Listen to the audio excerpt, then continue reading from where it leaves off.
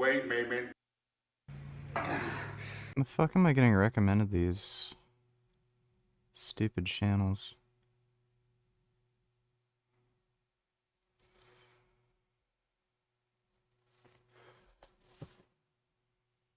Well, holy fuck, dude.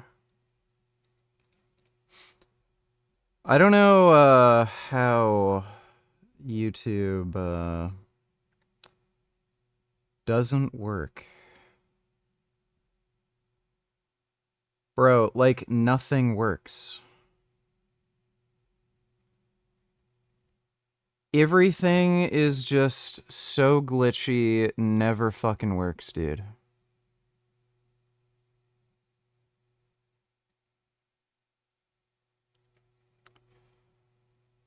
Alright, but we're back.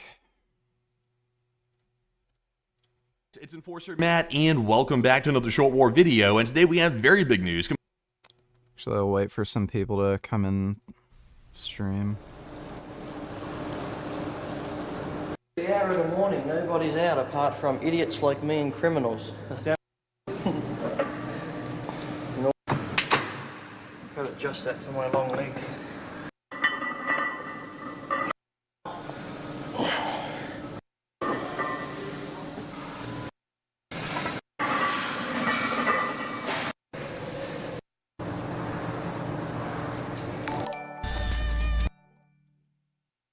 Thank you for coming back. I love you. Thank you for coming back. I love you. Thank you for coming back. I love you. Thank you for coming back. I love you. Thank you for coming back. I love you. Thank you for coming back. I love you. Thank you for come yum. Alright, well, no problem, dude. Appreciate the donation. I feel like I'm gonna have diarrhea again.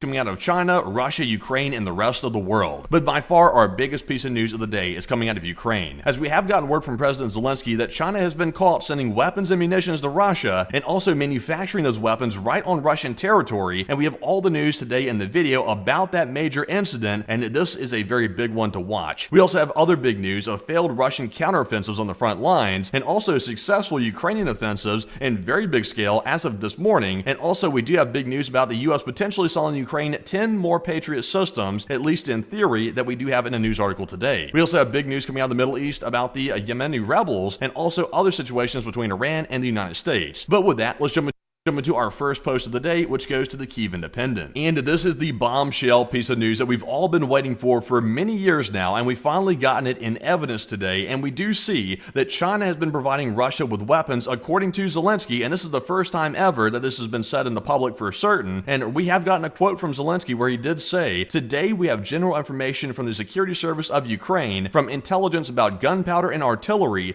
being sent from China over to Russia to fight against Ukraine." So that is a major revelation. Many people have speculated before that China must be providing some type of munitions or weapons to Russia because Russia simply has a major deficit of manufacturing of these weapons, and where has Russia been getting them the whole time? And so far, it sounds like they're getting a large portion of the materials to make those weapons from China, which apparently has a direct role in the war. And remember, this comes right... Gee. I wonder if Trump is gonna do anything about that. You wanna bet Trump's gonna do nothing? Oh, maybe he'll raise tariffs. Right on the heels of Chinese mercenaries being spotted as well, fighting for Russia on the front lines in Ukraine. So this is starting to look very, very much like China is heavily involved in this war, and the evidence is starting to flow that that might be the case, very much so. So we're seeing that today, which is very disturbing. And moving into our next post here, this one goes to the Kyiv Post. And not only is China sending over materials and weapons to help Russia fight the war, but also we're hearing as well from Zelensky that Ukraine also has information that China's been engaged in the production of some weapons also on the territory of Russia. So it's apparently a double whammy. Not only is China sending stuff, but they're also actually engaged in the production as well on Russian territory. So this is starting to look a lot more complicated than previously thought. CAC donate $2, please watch.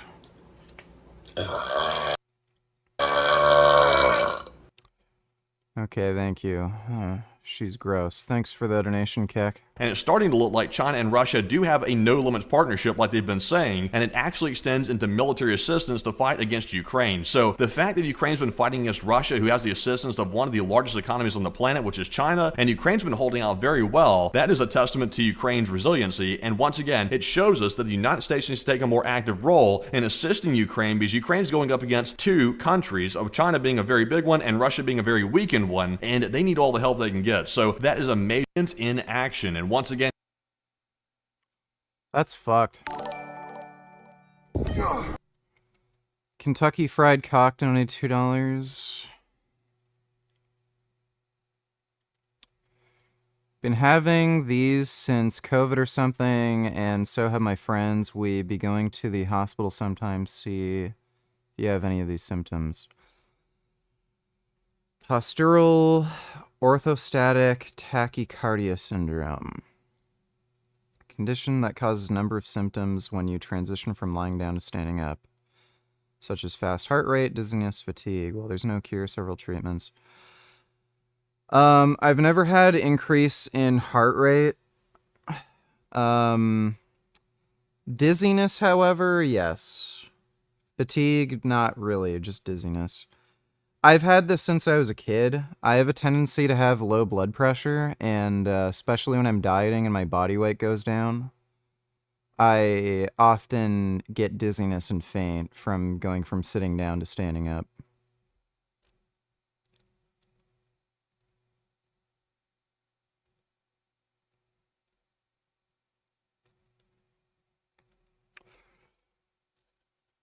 This could be a... Yeah, this could be a COVID symptom you're getting if you only got it after COVID.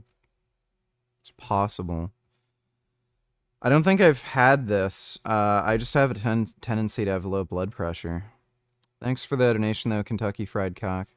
Since the beginning of time, men have tested their strength by lifting the heaviest rocks they could find. And there are few lifting stones as famous as this one. The Husafel stone weighs 410 pounds. That's about the size of a small car engine. Not only might we see a new world record, we could be in the presence of a new legend. He's done it. The thing that I noticed is that thing is heavy on the chest. It's hard to breathe. That was the hardest thing about that. The Husafel stone from Iceland is so iconic that replicas of it are used in strongman competitions around the world. The legend goes that the triangular mass was the gate to a pastor's sheep pen. But the first person to lift it and carry it around the rock wall wasn't a man at all. It was actually the pastor's daughter.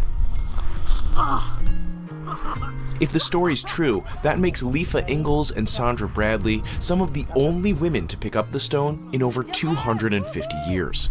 500 kilograms!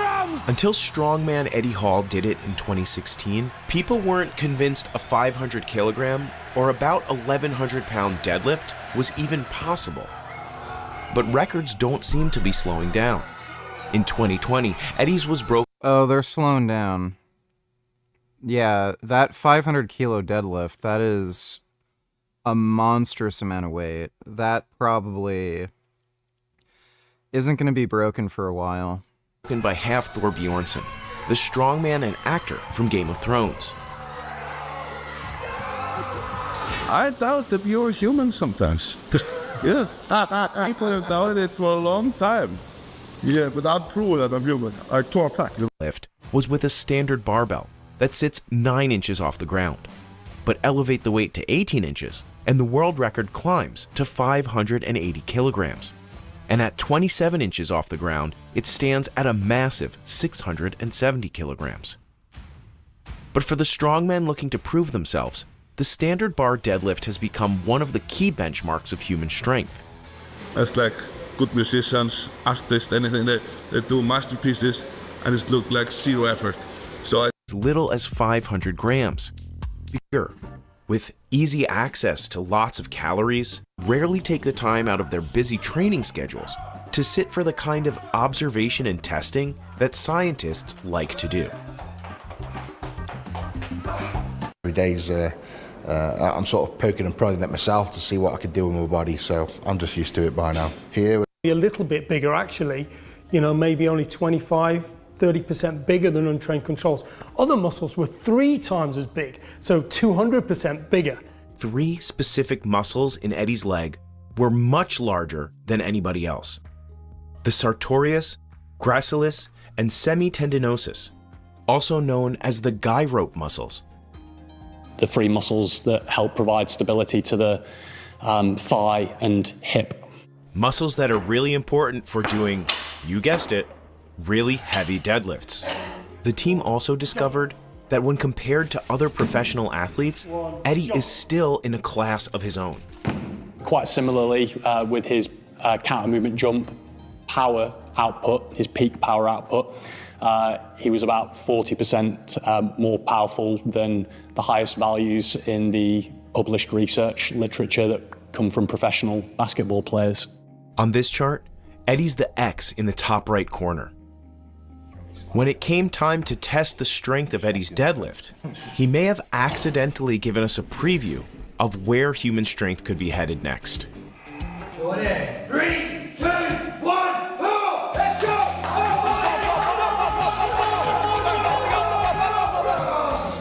That's 7,483 newtons, so that's about 750 kilos. That's equal to a force 250 kilograms more than the current world records. I think I'll leave it at that, guys. Yeah. You're pulling me now. Is that all right? Yeah, that's fine. What if I told you that the Guinness Book of World Records records the heaviest lift of all time at over 3 times that amount of weight? Guinness Book of World Records is nonsense. Exhibition, Greg did something no man has ever done. Using a specially built platform, he lifted 2 Ford Festivas and their drivers. Total weight, 5,340 pounds. There was That's a stupid, just dumb lift.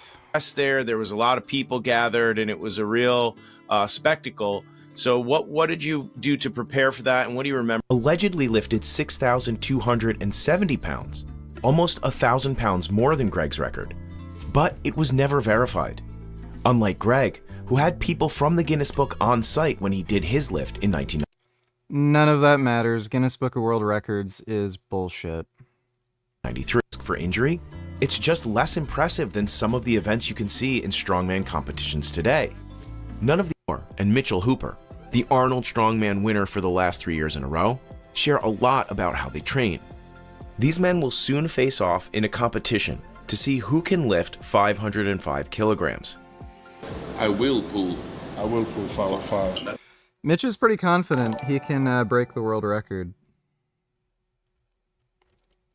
Kentucky Fried Cock Donators, you didn't even look at the symptoms, nigga. Yeah, I did. What are you fucking talking about?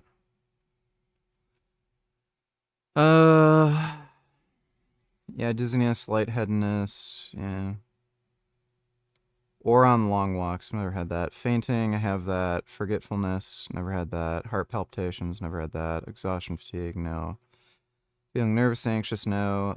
Shakiness and excessive sweating. I get shakes when I'm fainting. Shortness of breath, no. Chest pain, no. Headache, no. Feeling sick, no. Bloating, no. Pale face, no. Disrupted sleep from chest pain, nope. And I have not... Like, I do strenuous exercise, but that doesn't seem to make it worse.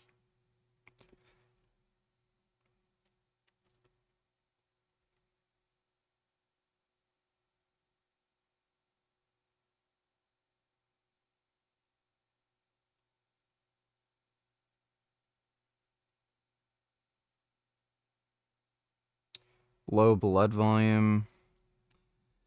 I haven't had my blood volume tested in a while, but last blood test I had, they never mentioned anything. Thanks for the donation, Kentucky Fried Cock. Oh wait, would you eat a banana a girl pushed out of her asshole with no peel? Debate in Discord sometime. No, I don't think I'd bother doing that. And debate what in Discord? Thanks for the donation, dude. Cactoni Tillers, please watch all. It's only 1 minute. 3, 2, 1.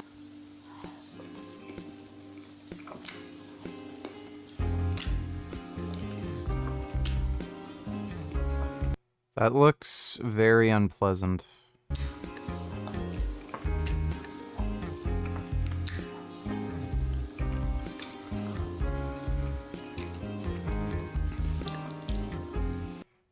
Dude, that sounds like this seems dangerous, like you could die from doing this.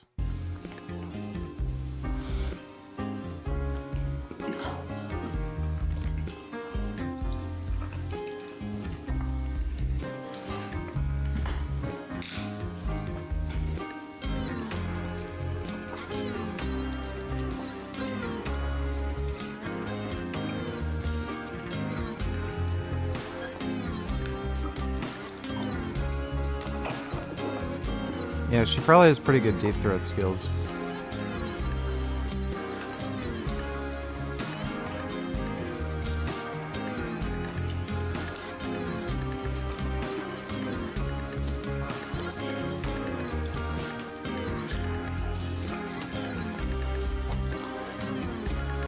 I'm surprised she could fit that all in her stomach. Well, thanks for the donation, Keck. The dates and location, that's still being finalized. Mitchell has outlaid his plan on his YouTube channel. It's going to be a lot of volume in bodybuilding to grow some muscle mass in two particular areas for me. One is going to be my legs, and two is going to be my spinal erectors. And meanwhile, Hafthor is already making a 460 kilogram lift look easy.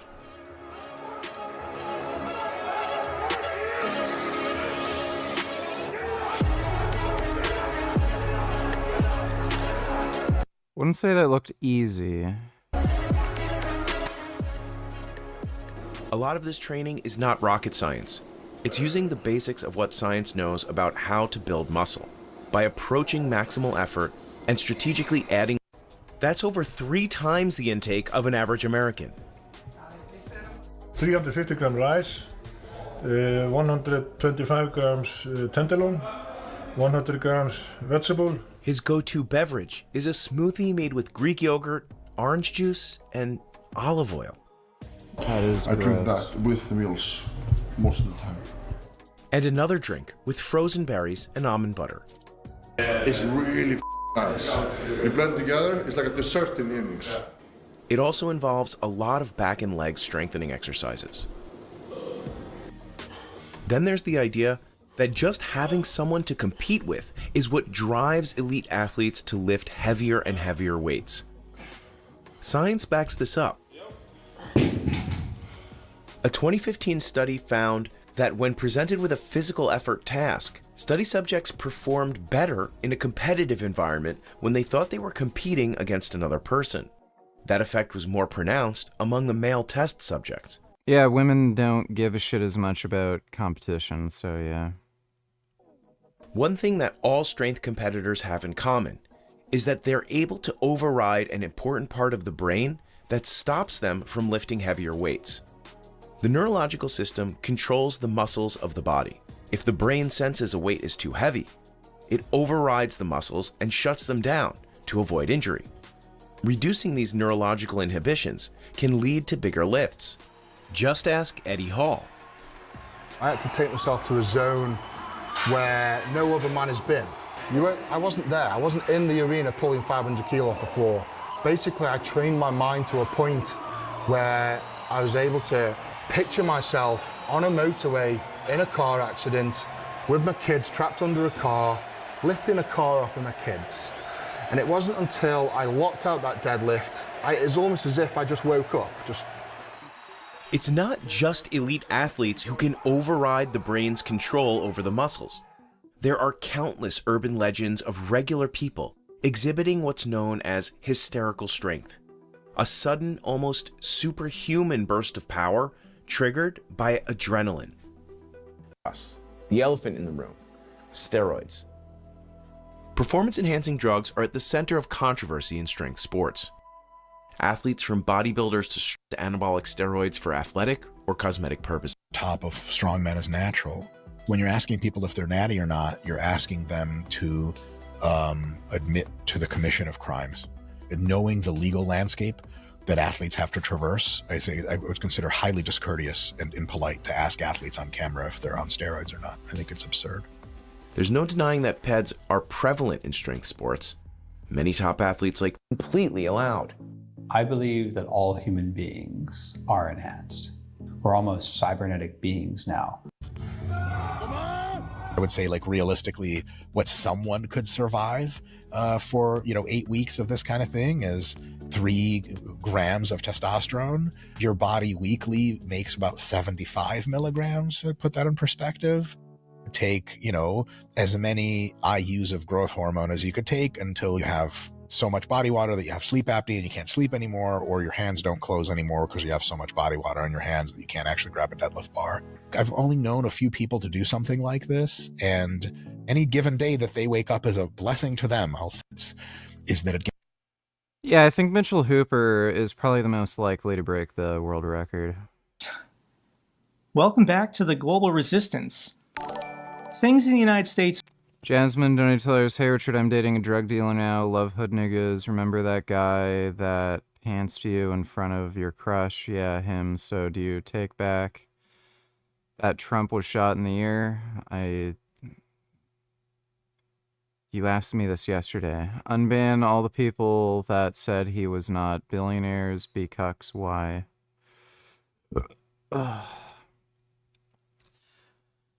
I don't know, man.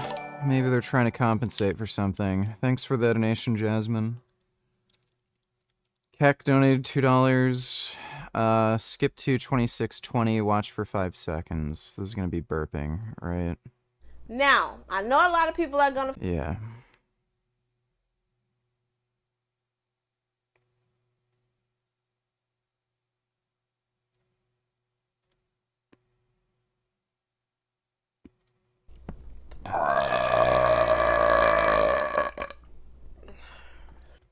I don't know who the fuck can watch that garbage. Thanks for the donation, Keck. Feel different. Talking to my family and friends across the country, talking to my friends still in the military, things today feel different than even just a week ago. We have a lot of alarming headlines to get to, but we will start with Ukraine. And President Zelensky is just going to keep repeating himself. It's now been more than a month since Ukraine offered Russia an unconditional ceasefire across the front lines. And for 36 days, the Russians have been telling the entire world no.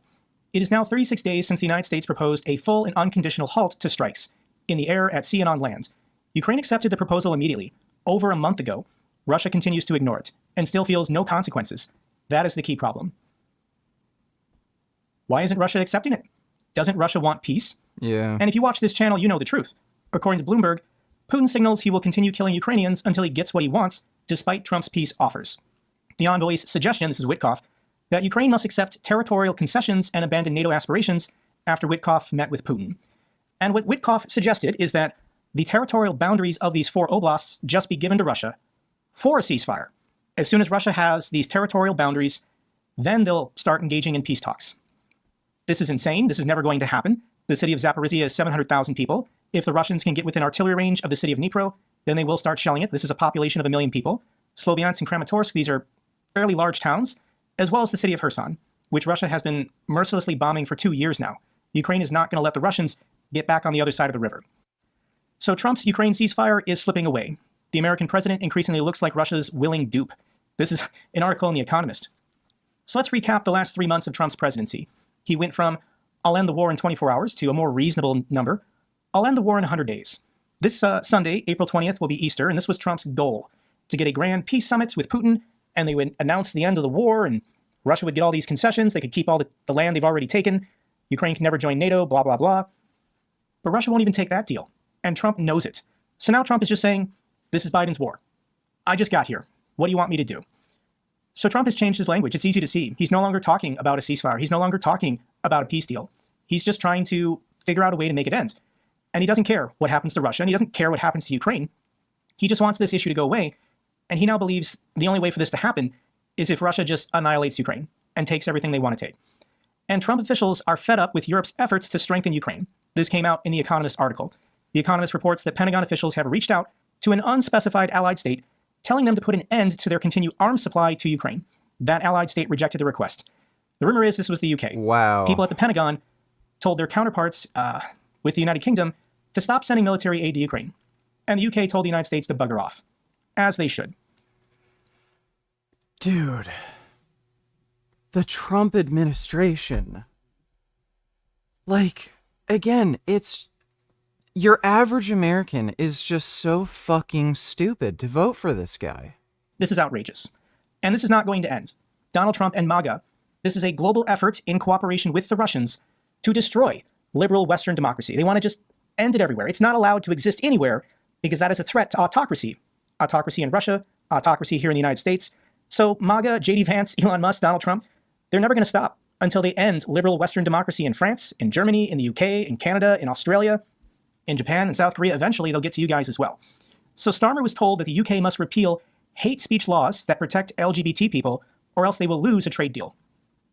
MAGA doesn't care. They will use every tool available to them economically, militarily, to punish anyone who protects LGBT people, or protects migrants, or refugees, or anyone that J.D. Vance and Elon Musk hate for some reason. And this is not going to get better until Donald Trump and J.D. Vance are removed from office. This has to happen this year. So to my friends in the UK, what do you think? And according to a YouGov poll, who would you rather have as a closer trading partner with the United Kingdom? 57% say the EU, 16% side with the United States and MAGA, 9% neither, 18% say they don't know. I don't know who America's friends are. It's not Canada. We want to invade and subjugate Canada and then steal their resources. So I guess we're moving in this direction. We're not even the United Kingdom is an ally of the United States, either in military, politics, trade, culture. Like, this is shocking. This is a serious wake-up call when the United States loses Great Britain as an ally. This is what Trump and MAGA are doing. According to the Washington Post, Trump administration proposes ending NATO funding.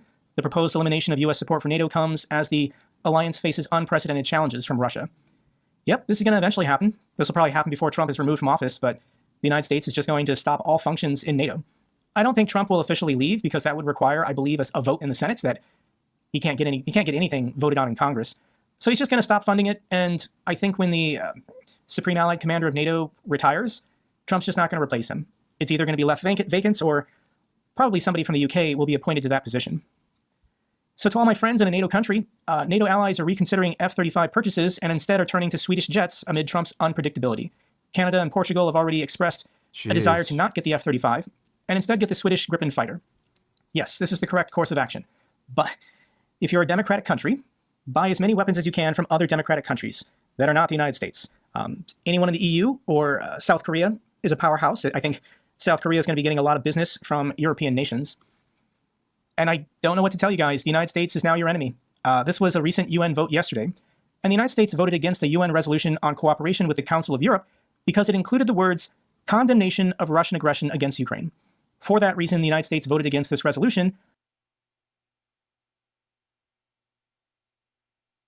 Dude. Like, this guy is clearly a Russian agent. Like, how is he allowed to be president? With Russia, Belarus, North Korea, Eritrea, Mali, Nicaragua, Niger, and Sudan. If the United States wants to say it's neutral in negotiations, then they can abstain from these resolutions. China abstained. India abstained. Cuba abstained. But the United States wanted to send the message. We got your back, Russia. Russia, we're on your side. So if you're American and you're confused who are our allies, it's who we vote with in the United Nations. So America's allies now are Russia, Belarus, North Korea, Niger, Sudan. It gets worse. U.S. office that counters foreign disinformation being eliminated. Conservative critics have long accused the State Department's Counter Foreign Information Manipulation and Interference Hub of helping to censor the American rights. A threat to our democracy, Trump administration shutters counter... What's funny, too, is this is coming from Russia, the disinformation. Like, bro. Counter Foreign Disinformation Center. So this was the government agency at the State Department in charge of countering Chinese propaganda, Russian propaganda, Iranian propaganda. And Trump just shut it down. He closed it. Because they view Russian propaganda as the same as conservative talking points, MAGA talking points.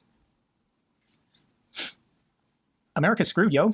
I make these videos, I read these headlines that use frozen assets to buy Boeing planes. So Trump has not released the 7 or 8 billion in frozen Russian assets in American banks.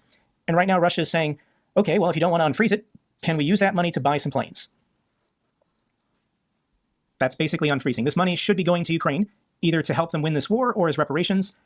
But yeah, I think Donald Trump eventually will agree to this. I don't know why he wouldn't. And our government is becoming increasingly staffed with Russian agents. This is Ed Martin. This is Donald Trump's pick to be the U.S. attorney in Washington, D.C. And he went through his Senate Judiciary hearing to get confirmed and never disclosed that he had appeared on RT News 150 times. The guy that Trump picked to be his top lawyer in Washington, D.C. is a Russian agent. He has appeared, like, not like a dozen times like a decade ago. Bro. Like, this is just... It's like we're living in the wrong dimension. This guy has been on RT News as a paid contributor 150 times, and he didn't want to tell the Senate Judiciary during his confirmation hearing. He lied about it. Whoa. And he's probably still going to be confirmed. It is so insane here in the United States. This is Republican Senator Lisa Murkowski. She is a traditional conservative Republican senator from the state of Alaska. And this was at a constituent hearing, like a town hall. I'll link the entire clip down below. The audio is very soft, so I'm going to read what she says. But she's asked this question. What do you have to say to people who are afraid, or who represent people who are afraid? She then just responds to the audience. We are all afraid, okay? It's quite a statement. There's a lot of pauses because she's being very cautious about what she says, but this is the truth. But we're in a time and place where I don't know. I certainly have not been here before. And I'll tell you, I'm oftentimes very anxious myself about using my voice because retaliation is real, and that's not right. This is a Republican senator saying that she can't use her voice, she can't speak out, she can't represent her people for fear of retaliation from Donald Trump. I'm sure she receives death threats. I think Lisa Murkowski was one of the senators who voted to impeach Trump back in 2021, but why is she still in the party? Why is she still in the Republican Party when the Republican Party left her? These people are cowards, desperately hoping to hold on to their seats, hold on to their paychecks, hold on to their power and influence. And they're just hoping something bad happens to Trump, and then they can survive in the party. But we're past that point. These Republican congressmen and Republican senators who know this is all insane, they have to officially leave the party, they can declare they're an independent, and they can say they're going to... Gee, donate $2, let me see.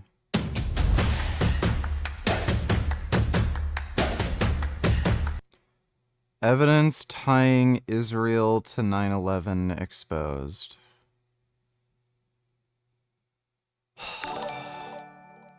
That is going to be AIDS. Thanks for the donation, G. Vegan Gains Poo, donate $2. Thank you for commenting on political shit, since clearly you're such a big factor in world leadership. You don't want to mess with this guy. 27-year-old Nashville singer Morgan Wallen told TMZ he's embarrassed, and he apologized after they obtained video of him dropping a racial slur. So in this video that TMZ obtained, you can hear Wallen using the N-word on Ring doorbell video from a neighbor's home. Wallen was outside his home, stumbling around, apparently asking someone to watch over another guy at the home when he used the slur before going inside. He told TMZ that the slur was unacceptable. Morgan Wallen, you may remember, was actually kicked off of SNL back in October after breaking COVID-19 protocol. Do you still do MMA, or did you get kicked out for being suggestive, for doing suggestive move in jiu-jitsu? I am not currently doing martial arts. Thanks for the donation, Vegan Gains Poo. To the September 11 attacks. The evidence is damning. But first, please remember to... There is... Who the fuck is this guy? He has 500,000 subs. Dude, this has to be botted.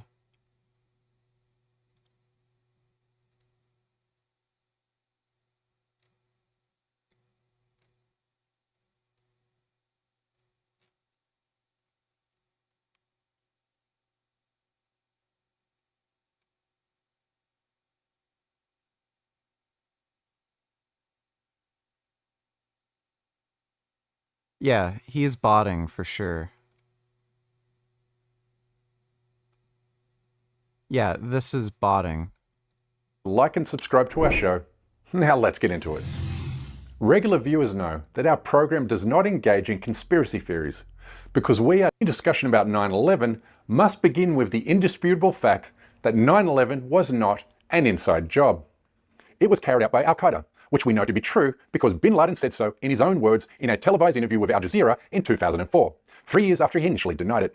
He praised the attackers as a blessed group of Muslims and recited poetry on their behalf. It stopped them. These questions start with the so-called 5 dancing Israelis, who were seen celebrating and filming a jetliner slam into the Twin Towers from atop a removalist van in New Jersey on September 11th, as reported at the time by mainstream media outlets. It began when this woman was watching the Twin Towers burning from her apartment in New Jersey. She noticed 3 men on top of a van, posing for pictures with the towers burning in the background. And I could see that they were like happy. You know, they didn't look shocked to me. You know, they didn't look shocked. I thought it was very strange. The witness called police, who stopped the van hours later and arrested 5 men. All 5, it turns out, were Israeli. They were turned over to the FBI. Sources tell ABC News, during a check of national security databases, some of the men were listed as having had connections with Israeli intelligence. At the FBI, that set off alarm bells. The FBI needed the answers to 3 important questions. My God. Who were these men? What brought them to that parking lot on the morning of September 11th? And did they have any advanced knowledge of what was going to happen that day? When the men were apprehended by law enforcement, they first claimed to be Israeli tourists, but later admitted to being illegally employed by a moving company called Urban Moving Systems, a company and FBI investigation determined to be a front for Israeli intelligence operating within the United States. Of the 5 arrested, at least 2 of the men were determined to have direct links to the Mossad, after their names appeared in a CIA FBI database of foreign intelligence operatives. According to the initial police report, one of the 5 told the arresting police officers, "We are Israeli, we are not your problem. Your problems are our problems. The Palestinians are the problem," end quote. We'll circle back to this in a moment, but the FBI was so sure that the 5 Israelis had information about the 9/11 attacks, or at least knew of the attacks in advance, that it held them for 5 months in solitary confinement, and subjected some of them to at least 7 polygraph tests, which is an unusually high number according to experts. A famous American journalist who reviewed the FBI investigation and interviewed high-ranking FBI officials. The issue is, I don't trust this fucking guy at all. I'd have to look at some of the sources he's referencing. Officials said in March 2002 that the law enforcement agency believed it was impossible the Israelis didn't know of the attack in advance. What about this question of advance? America knew about the attack in advance. Like, what is the statement? The FBI and CIA knew the attack was going to happen in advance. So, like, it stands to reason other intelligence agencies would probably have known too? Advanced knowledge of what was going to happen on 9/11. How clear are investigators that some Israeli agents may have known something? Well, it's very explosive information, obviously, and there's a great deal of evidence that they say they have collected, none of it necessarily conclusive. It's more when they put it all together. A bigger question, they say, is how could they not have known? Almost a direct quote, Brett. Yeah, Ultimately, the Israelis were released from detention after the Bush administration intervened, with the FBI report stating Israeli and US government officials worked out a deal, with the 5 Israelis taken out of jail, put on a plane, and deported back home. Evidence that higher-ups in the administration intervened is the fact that the then Attorney General, John Ashcroft, personally signed off on the detainees' release. Ashcroft was not only a devout Christian Zionist, but also, without coincidence, the first client he obtained as a government lobbyist in 2005 was the State of Israel. Now this is where it gets really interesting. Upon their return to Israel, the 5 dancing Israelis told an Israeli television network that they were in New York on September 11th to document the attack on the Twin Towers. The keywords being document the attack, because how can you document an attack or incident that you have no advance warning of? And at that point, we were taken for another round of questioning, this time related to our allegedly being members of Mossad. The fact of the matter is, we are coming from a country that experiences terror daily. Our purpose was to document the event.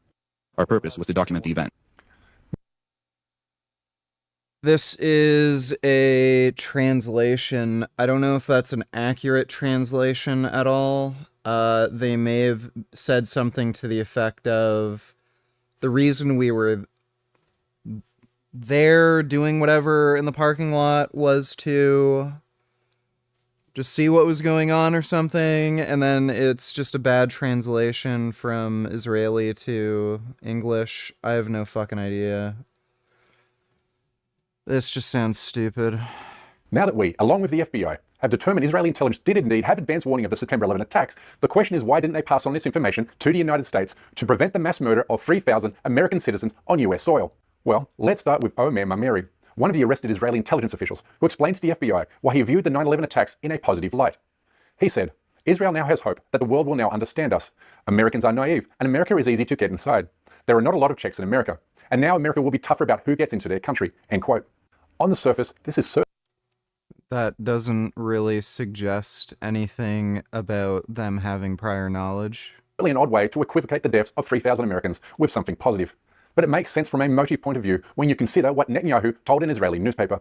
He said, "We are benefiting from the attack on the Twin Towers and Pentagon and subsequent war in Iraq because it has swung American public support in our favor." End quote.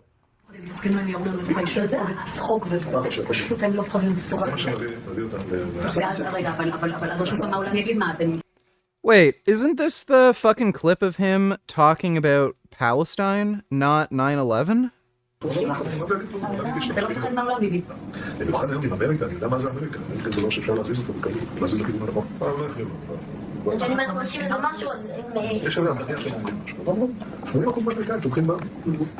Israel's motive in withholding intelligence regarding the September 11 attacks was also made obvious in 2002, when Israel began aggressively pressuring the United States to invade Iraq, an Arab country that had absolutely zero involvement with 9/11. Once Saddam has nuclear weapons, the terror network will have nuclear weapons. Next thing you'll see is a nuclear bomb in the World Trade Center. If you take out Saddam's regime, I guarantee you that it will have enormous positive reverberations on the region. I think the choice of Iraq is a good choice. It's the right choice. As you can see, there's absolutely zero doubt Israel had prior knowledge of the largest terrorist attack to hit the United States, and it did nothing to... So, that has nothing to do with whether or not Israel had prior knowledge, and again, this is just silly. The US had prior knowledge. It's just that because of lack of communication between the FBI and CIA, they ended up not acting on, the terror plan that they knew was going to happen. To alert its number one ally of its coming catastrophe. The question now is, why don't Americans care? And the answer to that question... So, by the way, none of that, even if these particular people had advance warning of the attack, it doesn't mean the United States wasn't warned. We know the CIA and FBI had advance warning about the attack. Again, because of lack of communication... This video is fucking stupid. Fuck this guy. Vote with and caucus with the Democrats until Donald Trump and J.D. Vance and Elon Musk are removed from office. That's what they have to do. But even to this point, they're still not willing. So this is the story that is terrifying people. The story of Kilmar Abrego Garcia. In my last video, I said he came to the United States in 2018. That was a mistake. He's been here for 18 years. He was granted protected legal status as an undocumented migrant 18 years ago. He's married to an American citizen. The guy's in his 30s. He's got 3 American children. And he was picked up off the streets and disappeared to a murder camp in El Salvador. And Trump is lying, saying that he's a MS-13 gang member. Therefore, it's okay. But this is the U.S. Department of Homeland Security official reports on Kilmar Abrego Garcia, and he has no criminal history. Never been arrested, never been processed, never been tried, never been found guilty of anything. He is a Maryland father of 3, trying to survive in America. And he was just deported to a murder camp in El Salvador, and Trump is promising Americans are next. He's calling us, people who criticize Trump, homegrowns. But he's retard alert. Okay, Aubrey, if you don't debate me on this fucking topic on Discord, you're fucking banned.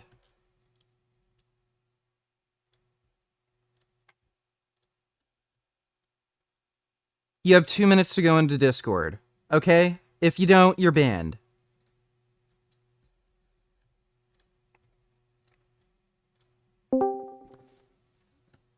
I'm waiting.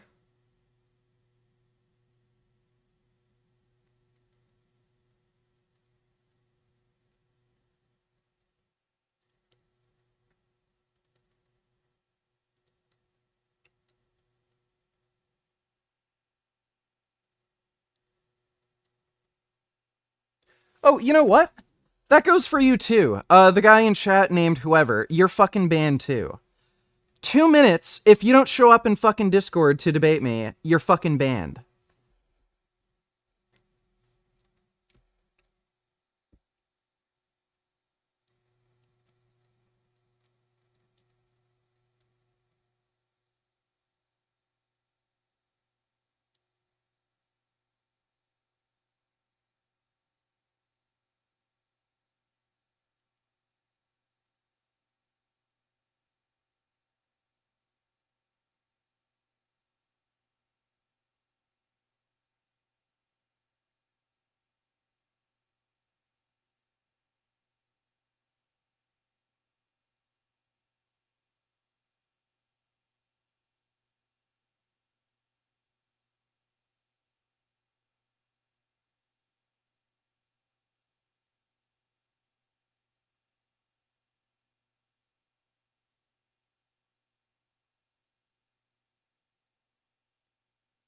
Okay, congratulations. You're banned, Aubrey. Okay, I'll give, what's his name? Fucking whoever, one more fucking minute. What would we debate? Okay, you're banned too then, stupid! Go fuck yourself!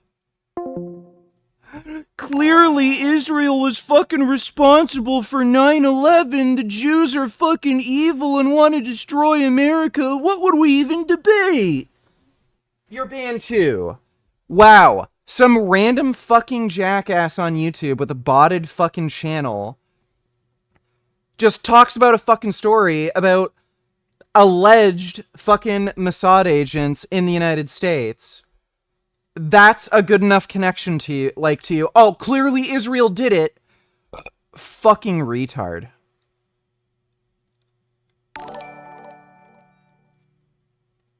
Do you know about the Carmelo Anthony case? Bro. This shit didn't turn out so good the first time. This shit gonna be a steaming wreck.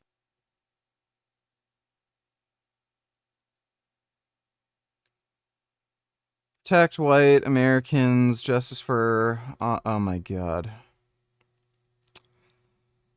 Yeah, that's gonna be peaceful. Bro. This is all gonna be Nazi racists who want to, deport black people or keep them segregated. Is this real? Stop black violence on white Americans? Oh my god. Thanks for the donation, retard. If that's real, holy fuck. Promising we're next. He's promising and we're next. And this place is called CCOT. I don't know what they're calling it. Centro de Confinamiento del Terrorismo. And we don't know what really goes on in this prison to these people. We're getting these propaganda clips. MAGA influencers are allowed to go down there and film to show all the bad guys in the concentration camps. But is this man still alive? Is Kilmer Abrego Garcia still alive? The dictator of El Salvador will not show him on camera, will not give an updates. And we had a senator from Maryland go down to El Salvador to try to get his release. And the dictator of El Salvador is saying he's not releasing him because Trump is paying him to hold him. There is a financial incentive to imprison completely innocent people. If he's still alive. He might have been murdered the same night he showed up at this death camp in El Salvador. And this is where Donald Trump, every day, is giddy, where he's going to send homegrowns next. People who oppose him, people he doesn't like. Combine that with the tariff nonsense that we've been covering the last couple weeks, and U.S. consumer confidence has fallen to a 45-year low. American consumers are more scared today, more apprehensive about their financial future than any time since basically the oil shocks of the 1970s. Americans are more pessimistic today than they were during COVID, or the housing crash, or the dot-com bubble. This is how bad Donald Trump is screwing up the economy. The U.S. economy was growing at 3% real GDP when Biden was still president, and now Goldman Sachs is reducing their expectations for U.S. growth basically to zero. Because of Donald Trump's disastrous policies, we will have a recession this year. A recession, by definition, is 2 quarters of negative growth. We won't find this out until Q3, so early September. But yeah, things are bad, and they're only going to get worse. So Trump is freaking out because tariffs were supposed to be beautiful. Tariffs were supposed to be the greatest thing in the world, and it's blowing up in his face. So he's looking to blame the Federal Reserve Chairman. He says the European Central Bank is expected to cut interest rates for the 7th time, and yet too late Jerome Powell of the Fed, who is always too late and wrong, yesterday issued a report which was another and typical complete mess. Oil prices are down, because Trump is crashing the global economy. Groceries, even eggs, are down. That's a lie. Egg prices today are at an all-time high. And the U.S. is getting rich on tariffs. False. The United States is losing horribly in this tariff war. And I want to remind everyone that Jerome Powell is a Trump appointee. Donald Trump, in his first term, appointed Jerome Powell as Fed chairman, and then Biden kept him. He renewed his term. So the president can't fire the Federal Reserve chairman, but Trump's breaking the law in every other way. So I think eventually he will. I mean, he's going to start attacking Jerome Powell every single day and try to get rid of him so that he can control the money supply. He himself can control interest rates, quantitative easing, issuing debt. It's just going to get more insane. So this trade war with China is going to cripple the United States. I don't have any good news on this. China is seeing weakness from Trump, and Trump didn't actually want this. It's obvious that Trump was looking to pick a fight and then get a symbolic concession. Trump didn't actually want a real 145% trade war with China. What Trump wanted was to look tough, to sound tough, and for China to do something symbolic to make Trump look cool. And Xi of China is saying no. The Chinese are not going to tolerate it. They're not going to debase themselves to make Trump look tough in order to make these tariffs to go away. So China's going to war. Economic. Did you see the study about SSRIs improving muscle stem cell function, muscle regeneration in mice? Nope. And I don't really care. Rodent research has nothing to do with humans, so drugs can do all kinds of interesting things in rats. Who cares? War against the United States. The first thing they did is they shut off the exports of rare earth minerals. And rare earth elements are in all of our most highly complex electronics. U.S. inability to replace rare earth supply China poses a threat to the defense industry here in the United States. China has also canceled all their orders from Boeing because of the tariffs. I guess this will be more business for Airbus in Europe, but Boeing could go bankrupt again. There's a lot of airlines and airports in China, and they were buying a lot of planes, and now they're not going to buy any. China pivots from the United States to Canada for more oil as a trade war worsens. So this was easy money. This was easy money for the United States to partner with Canada. Canada's tar sand oil fields are up here in Alberta, and all you have to do is ship or pipe it to refineries somewhere in the United States. This gives an oil surplus for the United States to export. So the United States is net neutral for energy, but we do import from Canada so that we can then export to Europe or South America or wherever. And because Donald Trump has declared economic war on Canada, this is forcing Canada and China to now cooperate. So the Chinese are trying to build an economic cooperation with the Canadians. I mean, this is really the only option for Canada. If Canada's oil comes out of Alberta, they can't take it east. This is too far to pipe it or ship it to the Hudson Bay. But if they go through the mountains in British Columbia and they can get it on a ship in order to get it to China, this is Canada's next best option if the United States is being hostile to them. This is bad for America. I don't know how to explain this any easier to MAGA. What does China want? How can Trump get out of this situation? How can Trump end this trade war with China? And China wants to talk to Trump, probably about Taiwan. We don't have any official statements, but this is the speculation. Xi of China is not going to resume the sale of rare earth elements. He's not going to start buying Boeing planes. He's not going to buy oil or lift the retaliatory tariffs until Trump gives him a guarantee that the United States will not interfere if China. Oh, that's not good. That is not good. China invades Taiwan. I don't think I've talked a lot about Taiwan recently, but yes, I support the people of Taiwan. And this is not some insignificant island in the Pacific. It's 23 million people. The population of Taiwan relative to a European country is massive. If Taiwan was a member of the EU, it would be a smaller population than Poland, but a larger population than the Netherlands or Romania. It's a lot of people, and they're an economic powerhouse. So China wants the islands for their wealth and resources, but it's the strategic positioning. Japan through the Philippines, this is called the first island chain. American geopolitical strategy for, well, since China went communist, was to box in China, stop them from getting out into the Pacific by controlling the first island chain. We're not hostile to China. Nobody is going to invade or attack China. We're trying to stop China from invading and attacking all of their neighbors, which is what fascist countries do. Xi is a dictator. He thinks he's basically a living god.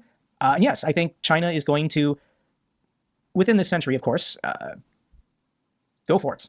Do what Nazi Germany did. Do what Imperial Japan did. Anytime you have an autocracy with wealth and resources and they think they can get away with it, it's the same pattern of empire repeating. The United States, with the Bretton Woods Agreement, tried to break this historical pattern of empires continuously expanding until they collapse and break up. It's bad because people die.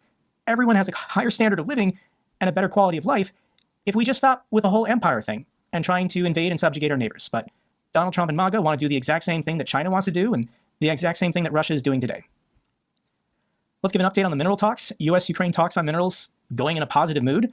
Yeah, Zelensky is lying, but this is a delay tactic. President Zelensky he hired an American law firm to negotiate with the Treasury Department to change the terms of the deal. We don't know what changes have been made specifically, except for this. According to Bloomberg, the United States has reduced Ukraine aid calculation to $100 billion in the mineral deal negotiations. The United States lowered its estimate from $300 billion. Following a round of negotiations in Washington last week, Trump's administration reduced its estimate for assistance to $100 billion, which is closer to Ukraine's own estimate of $90 billion. Do you guys remember that first month and a half where Trump was just lying every day, saying that America had given Ukraine $300 billion? Well, yes, Trump lies about everything.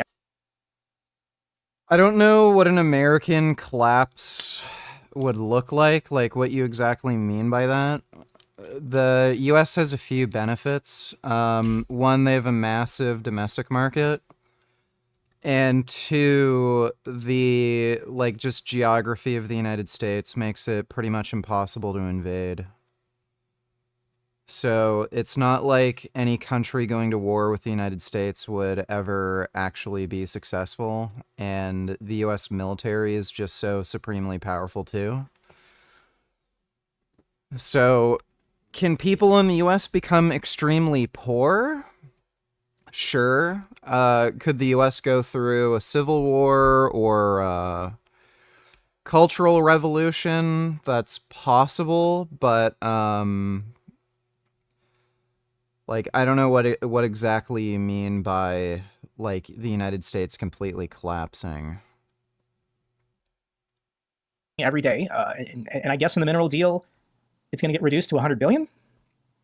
We don't know what the final details are. If Zelensky says it's good, then I'll support it. But yeah, I don't trust anything Donald Trump says or does. He's working for the Russians.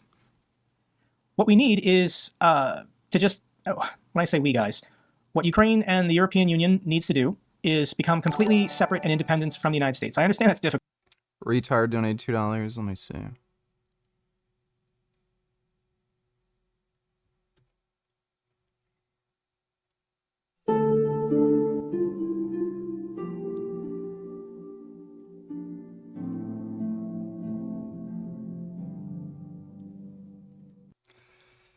Yeah. Thanks for the donation, retard. Difficult. But it's the only way Russia will be defeated.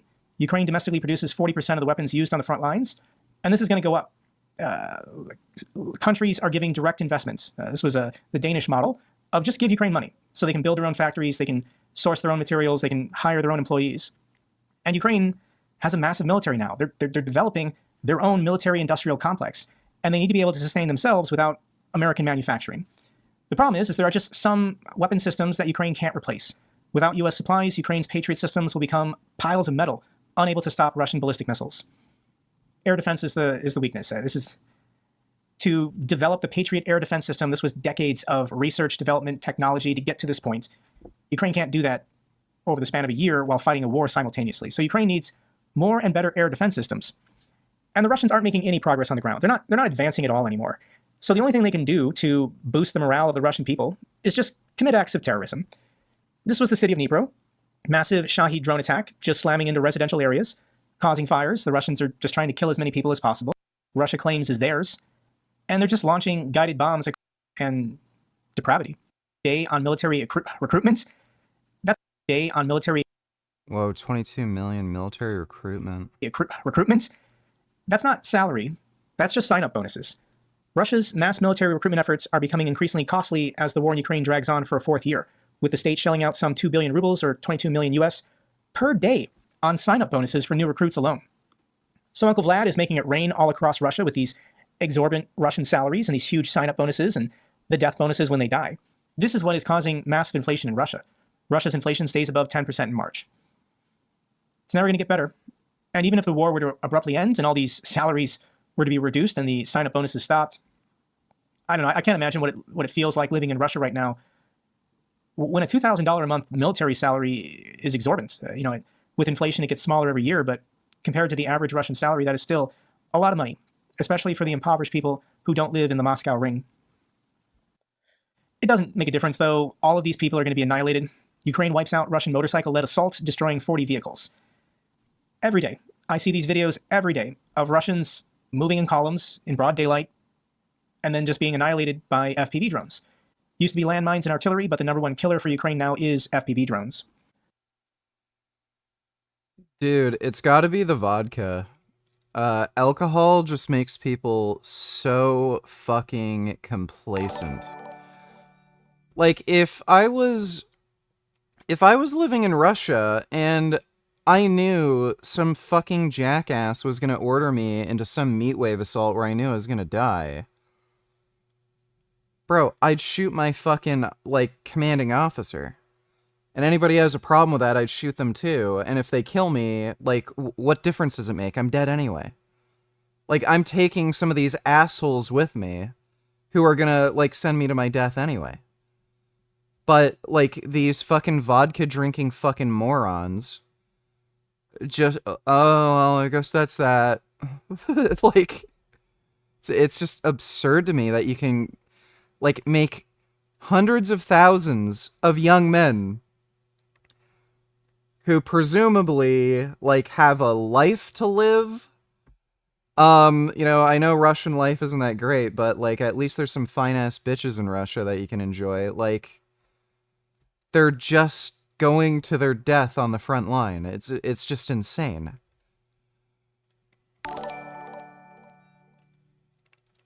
React to 1810 to 1930.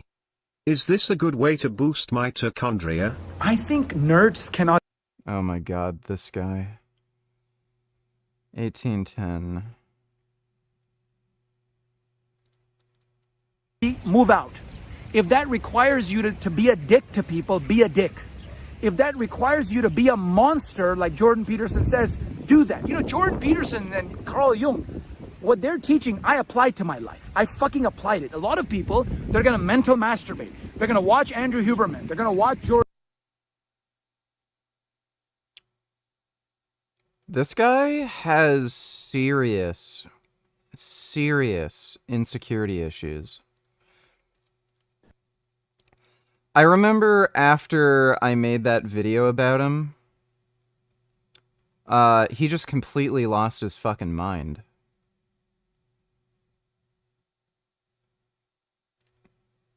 I just realized he just became weird and fucking deranged.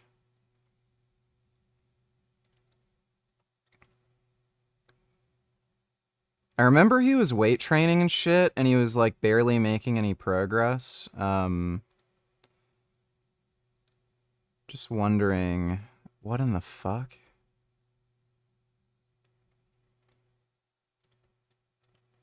Is he, like, sunning his balls? Is that what that fucking was?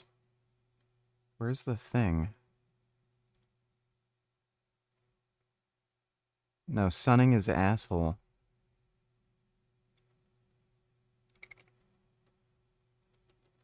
I don't know why he doesn't just go on, like, TRT and then, I don't know, just try to chill. Why don't presidents fight the war? Why do they always send the poor? Why do they always send the poor? Why do they always send the poor? Well, presidents don't fight in war for very practical reasons. And it's generally only going to be poor people who fight in wars. You expect somebody with a Lamborghini to throw their life away? Thanks for the donation, Tyler. Jordan Peterson, but they're not going to do anything in their life. I actually did it. And in this channel and in these videos, I'm trying to teach you how to apply it to your own life. All right, man, it's about to rain.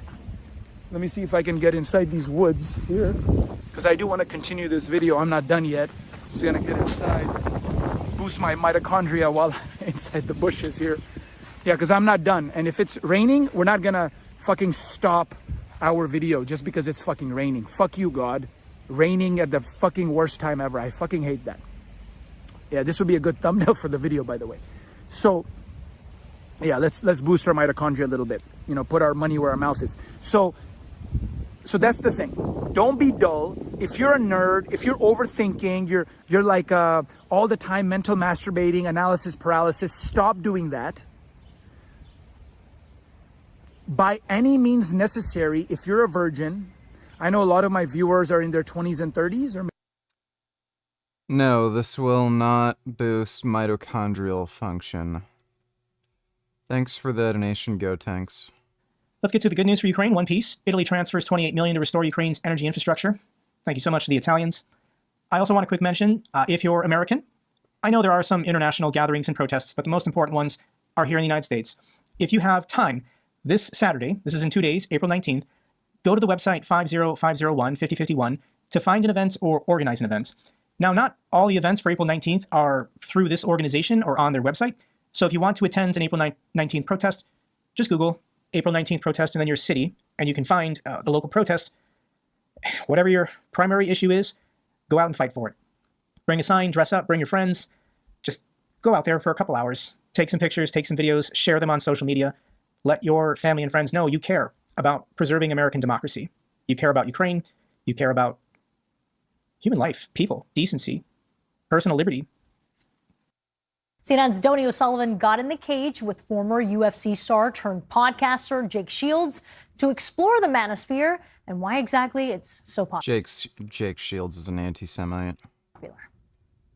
They speak liberal, they have liberal friends, and then they go online and they are a white supremacist. This is Vera Papasova. She spent the last year dating far-right men in New York City for a story for Cosmopolitan magazine. They're the most insecure men I've ever sat down with. It was really difficult to have some of these dates because they were so insecure, because they don't Can we get a physique update? Somebody donates $20, I'll do a physique update. really know who they are, and they don't know how to figure that out. She said the men she dated got all their news and information from the so-called manosphere. They did not listen to anything else. They're only listening to independent media, and they're only listening to men talking to men. The manosphere is made up of macho podcasters and influencers. There's no such thing as an independent female. Most women have zero concept of like money. Females don't have independent thought. It's a space where UFC fighters are among those who reign supreme. They love the UFC guys. They love the MMA guys because those guys do what they can. They're modern gladiators. They're badass. Badass like Jake Shields, a former UFC star turned podcaster. Jake Shields is a fucking bitch. He cries like a little fucking girl about Palestine. Like, fuck that guy. Like, these people are just idiots. All right. Now I'm starting to feel nervous. Thanks for having us. Yeah, of course. Who I met at an MMA gym in Las Vegas. Like all great MMA pros.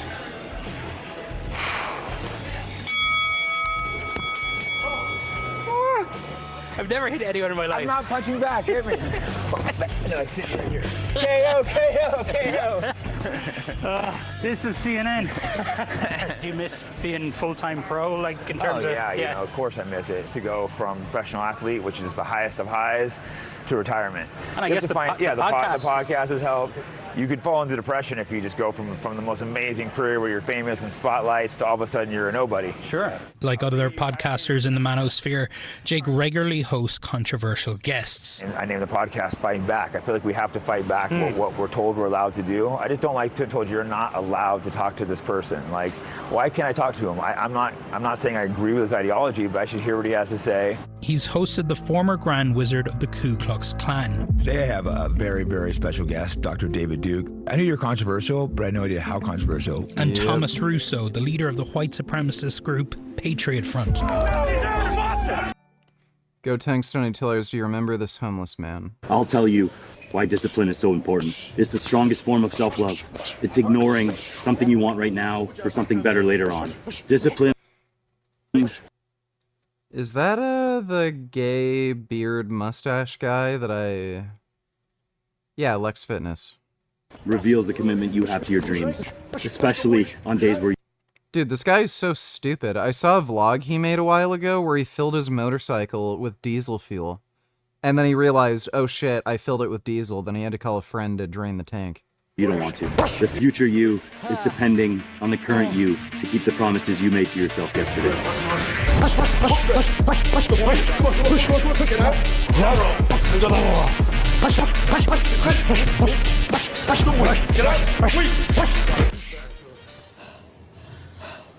On your feet.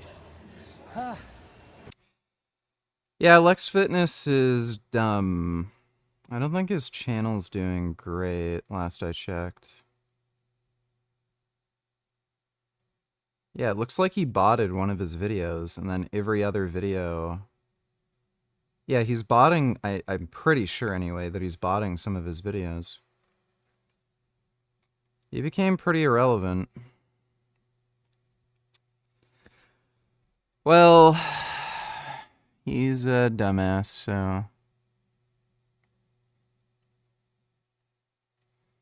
You know, it's funny, I remember, If you find an error...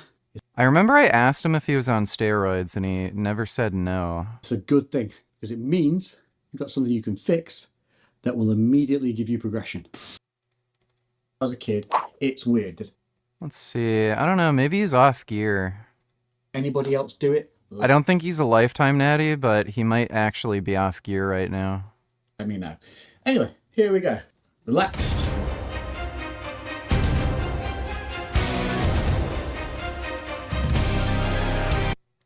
Boom! Mr. Scream in the way that you blow. Obviously, as you get tired, part of the motion, obviously. Range that impingement and the trap compensation. See some of that vascularity come in. Ooh. Follow the strong side with the weak side down, and then you follow the weak side with the strong side up. And what that's going to do is help fucking in a cable. Yeah, he's not nearly as strong as he used to be. I think he's like off cycle. Well, thanks, Go Tanks. Let's go where we disagree a little bit. Yes, sure. Let's hit race, because you're a white-only group? So the organization only allows people of American ethnicity, and all Americans, I believe, come from Europe, so they're white. The true heirs of the American spirit fight on! Yeah, no, I understand and talk to these guys, but I've also not brought anyone hateful. If I do, I'm going to be really, really on top of them. KKK leaders and white supremacists, right. But so you saying that you haven't brought someone hateful on, right? People say, well, you brought on a Grand Wizard of the KKK, you brought on Patriot Front. Yeah.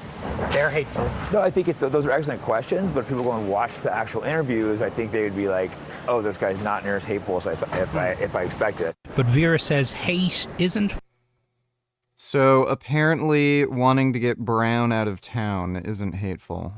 What the men she dated were really looking for. One of these guys brought me to a political meeting. And did they talk about politics? Barely. They talked about, it was a bunch of men complaining about girlfriends and wives, regurgitating Andrew Tate type of advice about how to train your girlfriend, how to train your wife to be submissive. And so this group was supposed to be a political group, but they're talking about relationship problems. And the fact that that's what most of the time was spent on, you don't need to be a neo-Nazi. You need therapy. The appeal of Jake's podcast speaks to a need among young men in this country that Vera says can't be ignored. You have to incentivize someone to want to be better. You can't just say, let's make men better.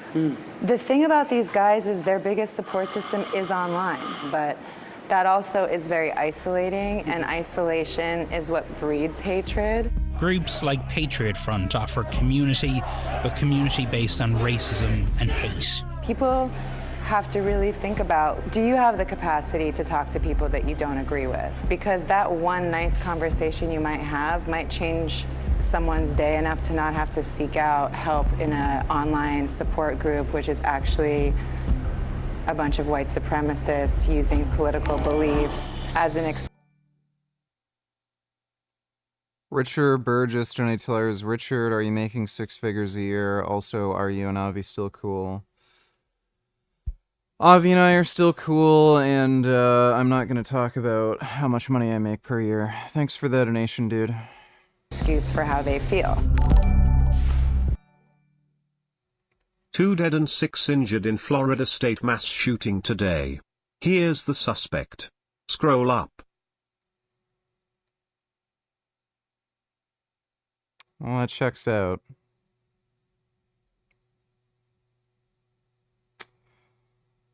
Funny how it's not a trans midget who wanted to legalize pedophilia. It's a MAGA white guy. 20-year-old Florida State University alleged school shooter, Phoenix Inker, son of a Leon County Sheriff's deputy whose gun he used, is a Republican who quotes the Bible and made fun of anti-Trump protesters. Not trans, not a legal immigrant. Is anyone at all shocked it was a white MAGA? Nope.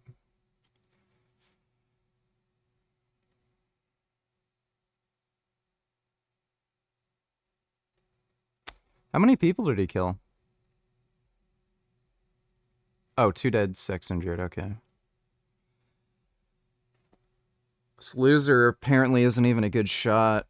What, that Chinese guy who shot up his school at Georgia Tech. Didn't he kill like 22 people? And he used 2 handguns. So it's funny.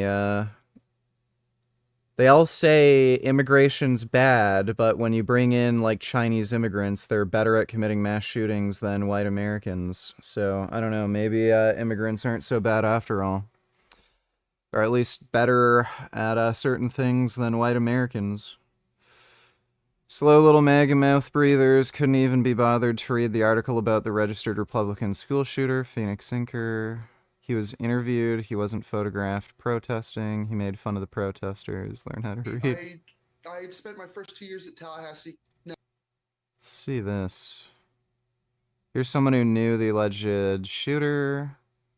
So he was part of Charlie Kirk's Turning Point chapter, and then he was removed from a political club for espousing white supremacist far-right rhetoric.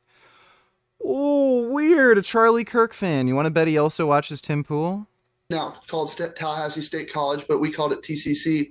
And I was the president of a political talk group we called the Political Roundtable, and he joined the club No, I'm not voting for Mark Carney. Fuck Mark Carney. when I was at TCC. Basically our only rule was no Nazis, colloquially speaking. And he espoused so much white supremacist rhetoric and far right rhetoric as well. To the point where we had to exercise that rule. I also know he was a member of the TCC Turning Point chapter. And since TCC, I have seen him in passing a couple times.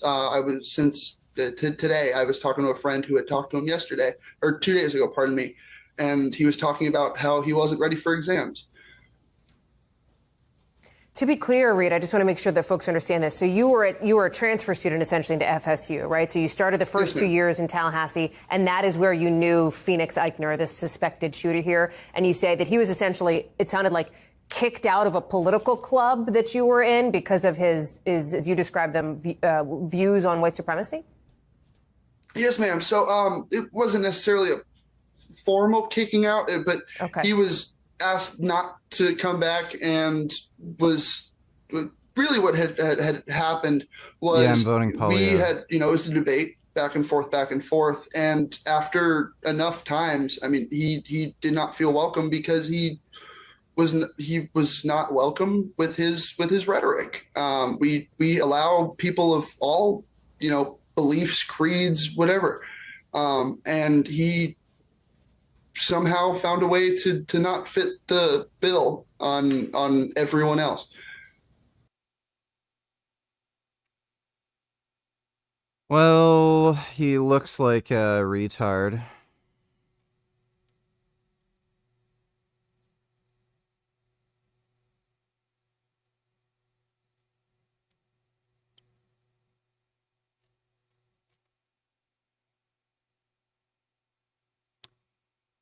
Well, that's America.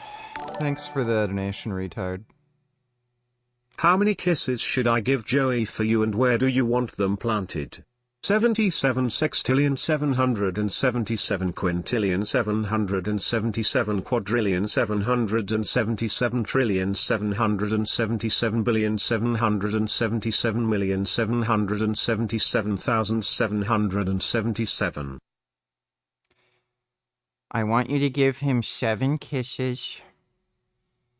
And I want you to give him 5 kisses on his kitty head. And 2 kisses on each of his kitty paws. Thanks for the donation, Thee Than Thou. Appreciate it. Donny O'Sullivan is here with us now. Donny, I'm so glad you've done. There's tons of guys who are fans, and some women as well, who are fans of the UFC. Do you think Germany will turn right in the next election? They're heading in a more right direction. I don't know how much the AfD party was actually propped up just because of Elon Musk. The thing is, the reason why you're seeing these far-right movements in a lot of European countries is because there is a clear problem fundamentally with immigration. There's a lot of other reasons. Every incumbent party has had issues with the economy due to COVID. That's one reason you're seeing more of a far-right kind of thing going on. It's just because of frustration with incumbent parties that some of that might go away. But it kind of depends on the country too. Germany has been terrible with some of their economic planning. So them deciding to shut down their nuclear power plants, just outrageously fucking stupid. There was no reason for them to do that. There was no benefit. They were warned not to do it because of Russian relations, and they did it anyway. Like, so there's just a lot of stupid cultural shit that they're doing with immigration.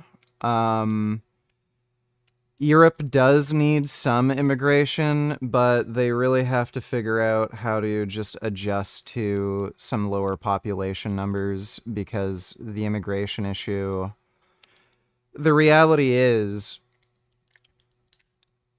the, like, immigrants coming in, a lot of them are just undercutting, you know, native citizens with work. That just is happening, and it's worse in certain industries.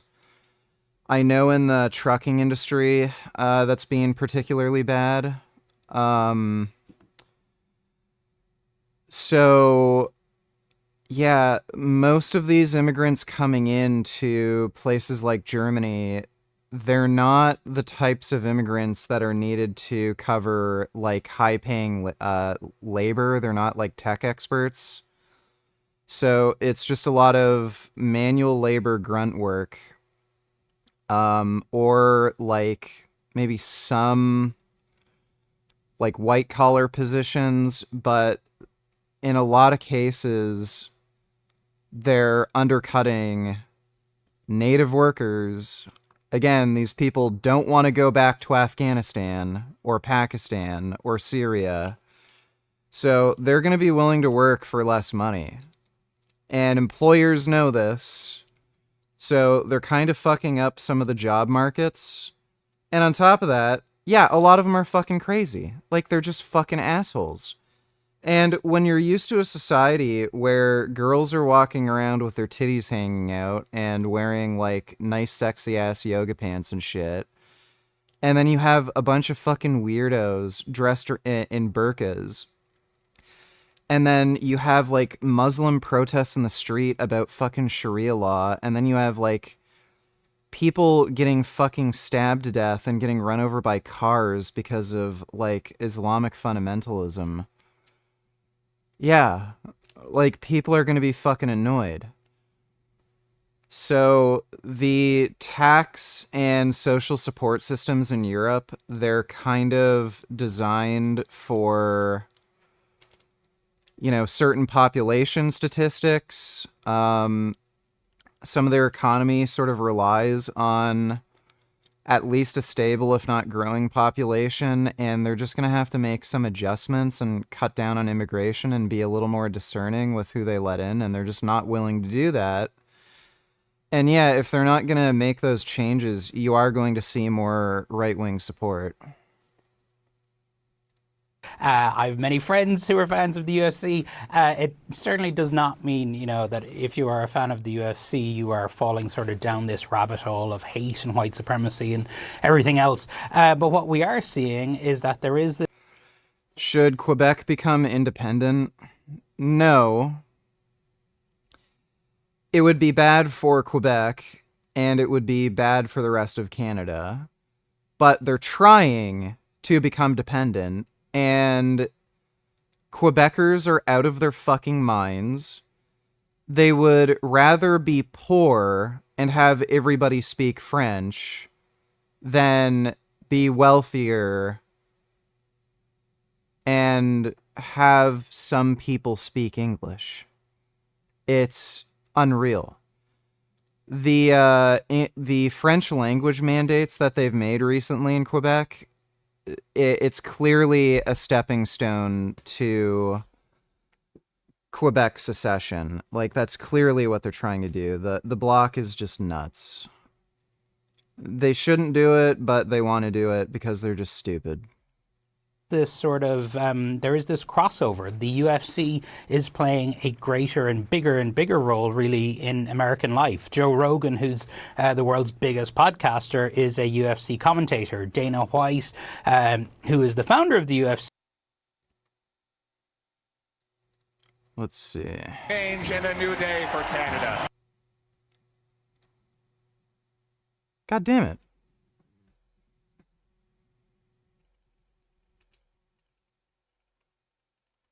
Why'd that get taken down?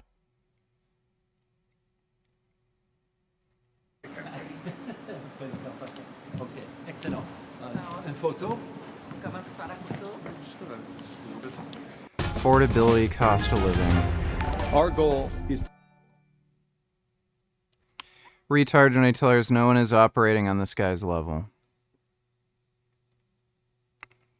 Now Adams is wearing a new version of this shirt reading In Dio Confidiamo, which is In God We Trust in Italian. Adams says it's Spanish and in honor of the victims of the Dominican club roof collapse.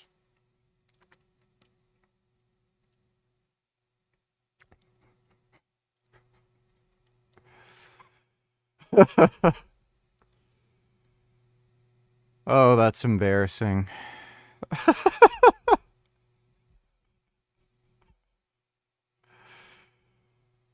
Oh, dude. Oh my God.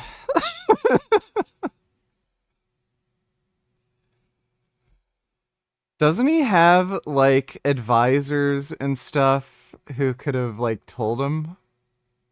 Oh my God. Thanks for the donation, retard. To double the pace of housing construction. It will lower your bills, build homes you can actually afford. Il faudra parler des entreprises du Québec, des travailleurs du Québec, des aînés du Québec. A big, powerful, bring it home tax. Okay, leaders, same idea, one-on-one questions followed by open debate format. And Mr. Polyev, you get the first question this time. Many provinces, including some provinces with conservative governments, have ambitious housing targets, none of which have been met. Why do you think your housing plan will be any different? Let me start by talking to the young people of the nation and those who are aspiring to home ownership. You know, it was only 10 years ago you could buy an average house for $450,000. But in the last lost Liberal decade, housing costs have doubled. So the correct answer to this is his affordability plan creates huge incentives for builders and reduces production costs. So all the other plans that they're suggesting don't really do that. And the Liberal government has also created mortgage structures that incentivize the speculator market. So there's an issue with housing affordability, but what they've done is they've done the most fucked thing imaginable. Because there's such a low supply and high demand, people are just willing to pay more for housing. And because of the speculator boom, there's also a lot of these fucking big corporations that have bought up single family homes and then just selling them for fucking profit or renting them out or something. And it's fucking things up more and driving up, you know, speculator market and driving up costs more. But because the demand's so high, a lot of people are willing to pay for it.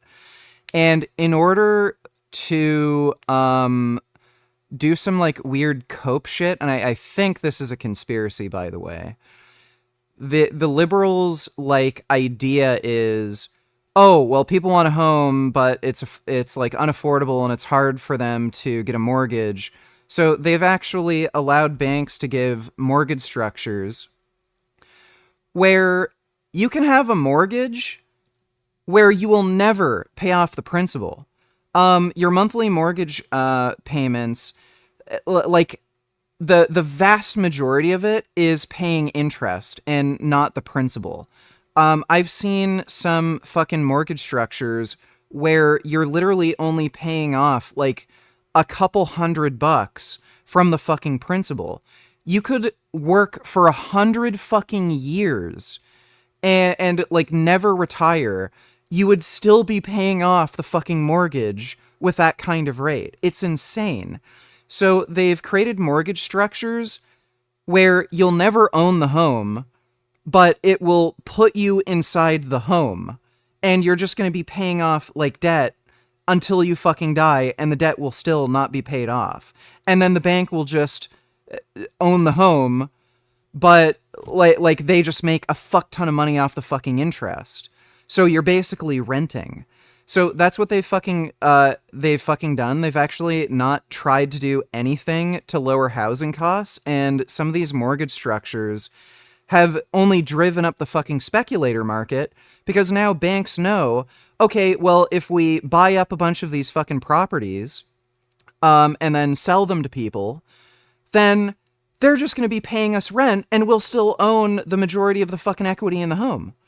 It's absolutely fucking crazy. So I think this is part of a big conspiracy where the liberal government is just working with some of these like private equity firms and banks so that they can just make a ton of fucking money, and it's just all corporate corruption. And like they've talked about like these like building projects and shit. Like they've built nothing. Like nothing has been fucking built. I remember Trudeau did some like big press conference thing where he was bragging about like 500 new homes built somewhere. Nothing. You would literally need to double the amount of houses in Canada to meet demand. So it's just fucking ridiculous. At least Poilievre's plan, if he's being honest and serious about this at the very least incentivizes fucking builders to actually fucking build something.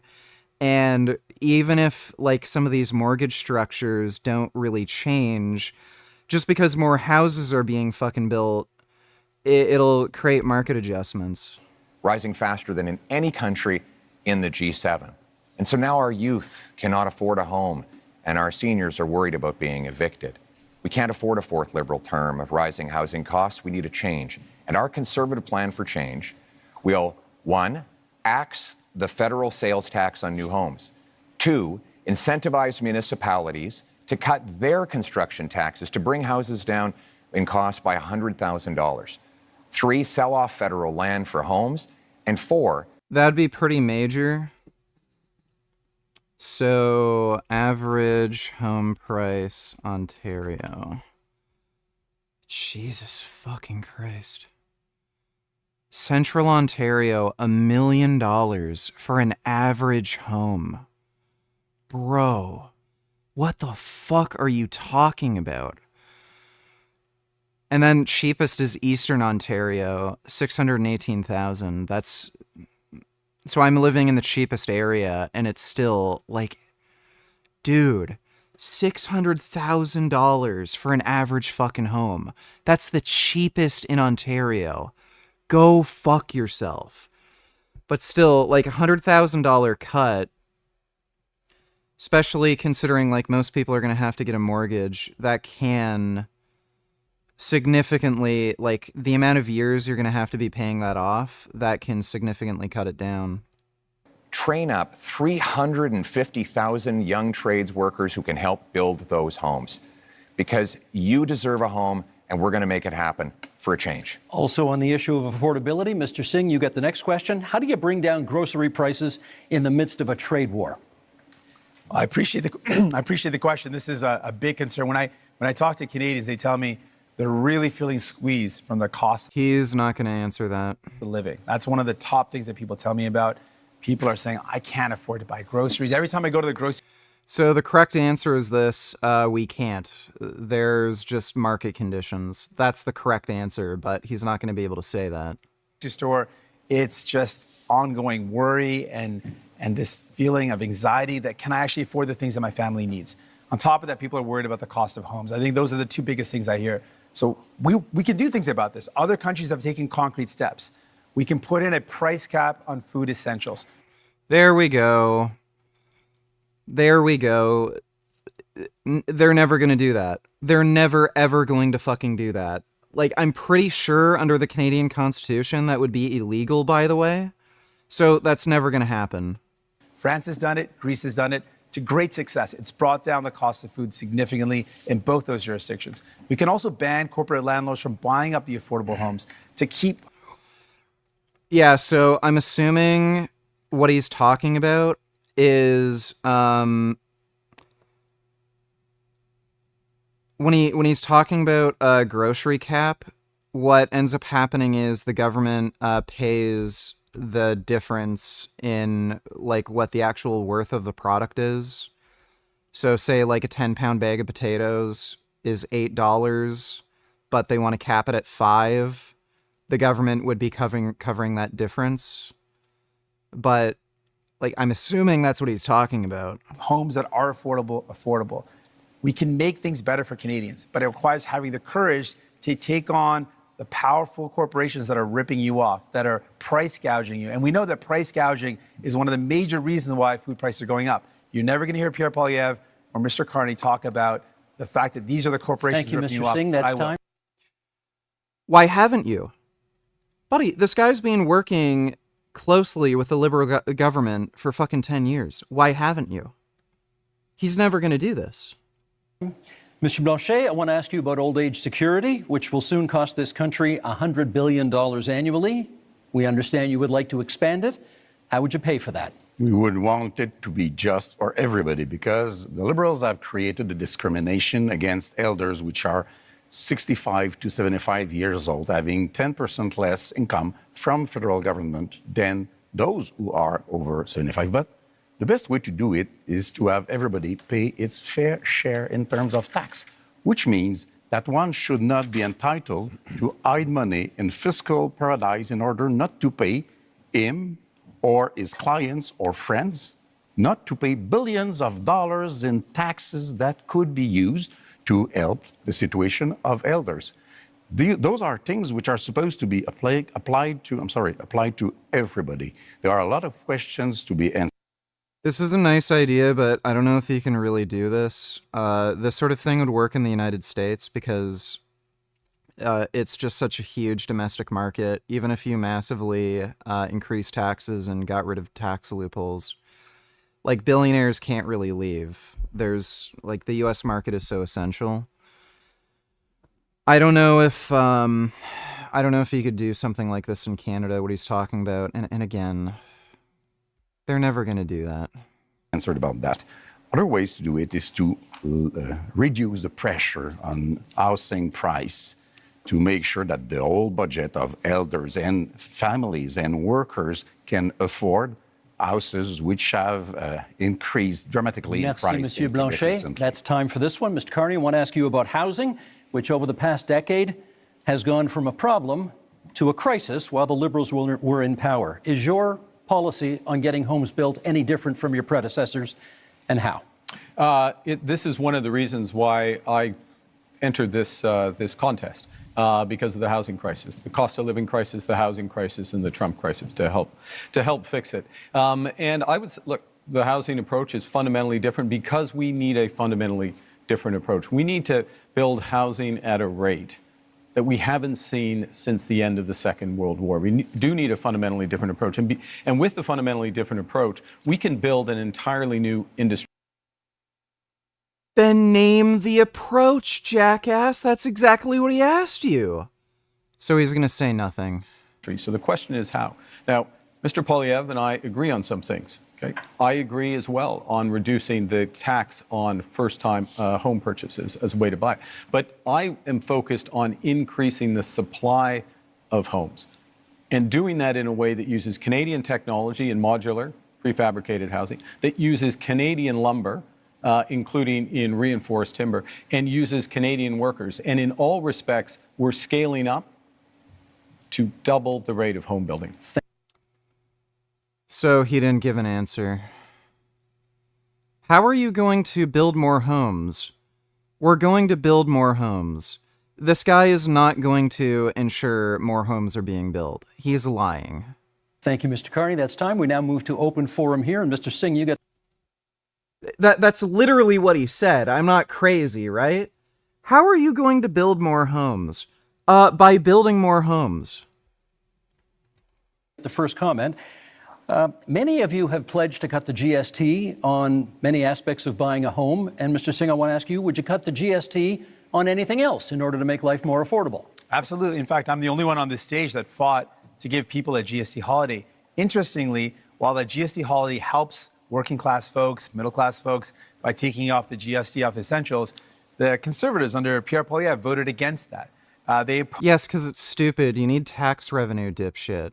Oppose the idea of giving people, actual folks that need help, a tax break, and would rather give millionaires a tax break, which shows you whose side is on, which is not surprising.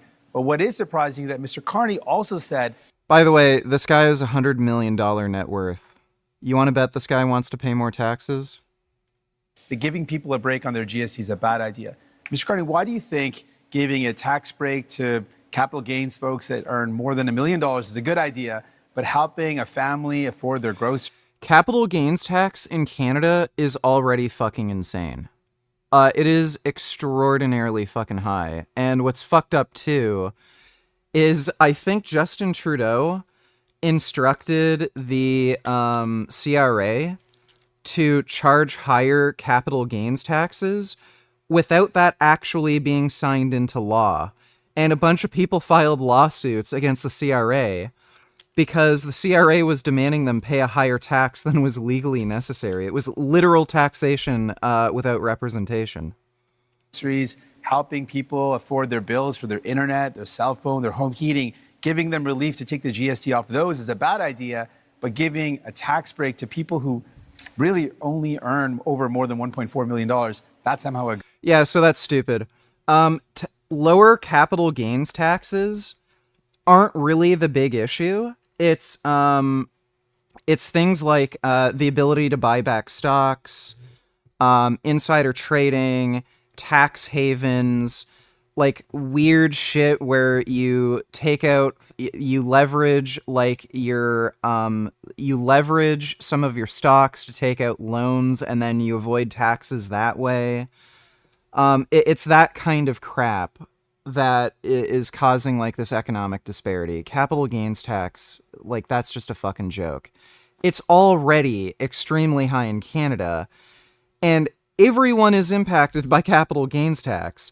If you're just an average everyday fucking schmuck who wants to increase your wealth, that affects them too. It doesn't just make like billionaires pay fucking more money.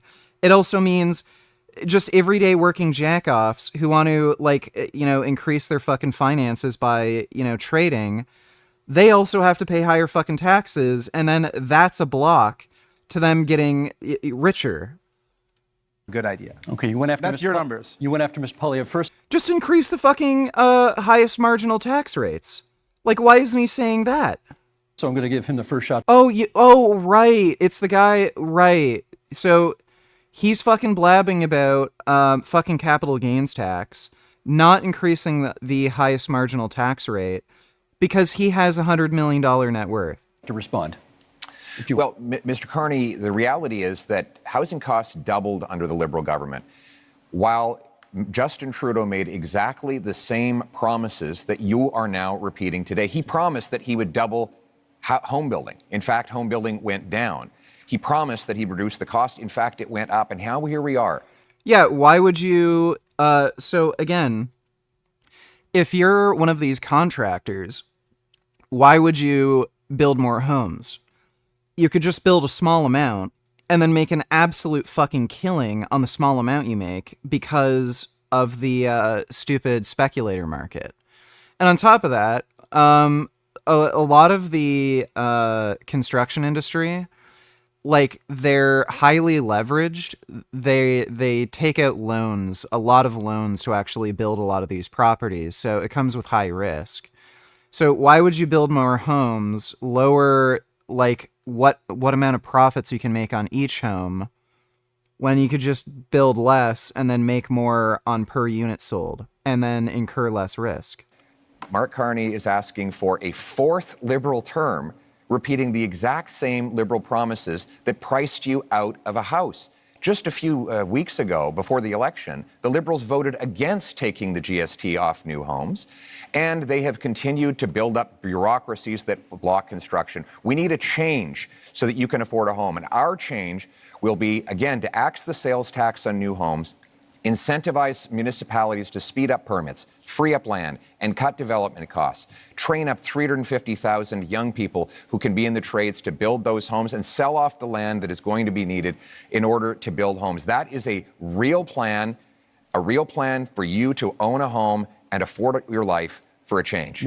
So again, this makes much more sense than just promising, I'm going to build more homes than build more homes.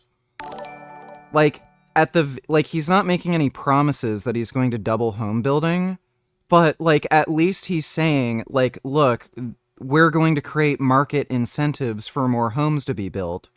The Liberals are literally just saying, we're going to build more homes by building more homes. So, like, if that's the main issue you're voting on, like, it just makes logical sense to vote conservative. Like, again, the Liberals were in government for 10 years. If they had a plan, they would have done it by now. I just want to make an omelet, donated $2. Let me see. The marriage was built to last. You are so awesome. But the house was built too small. This is kind of awesome. How long are we here? For 1 year, sparks will fly. This is not awesome. I just want to make an omelet. Oh, are you kidding me? The drama will be real, but it won't save you any money on car insurance. Geico. 15 minutes could save you 15% or more. That is a very weird commercial. Thanks for the donation. I just want to make an omelet.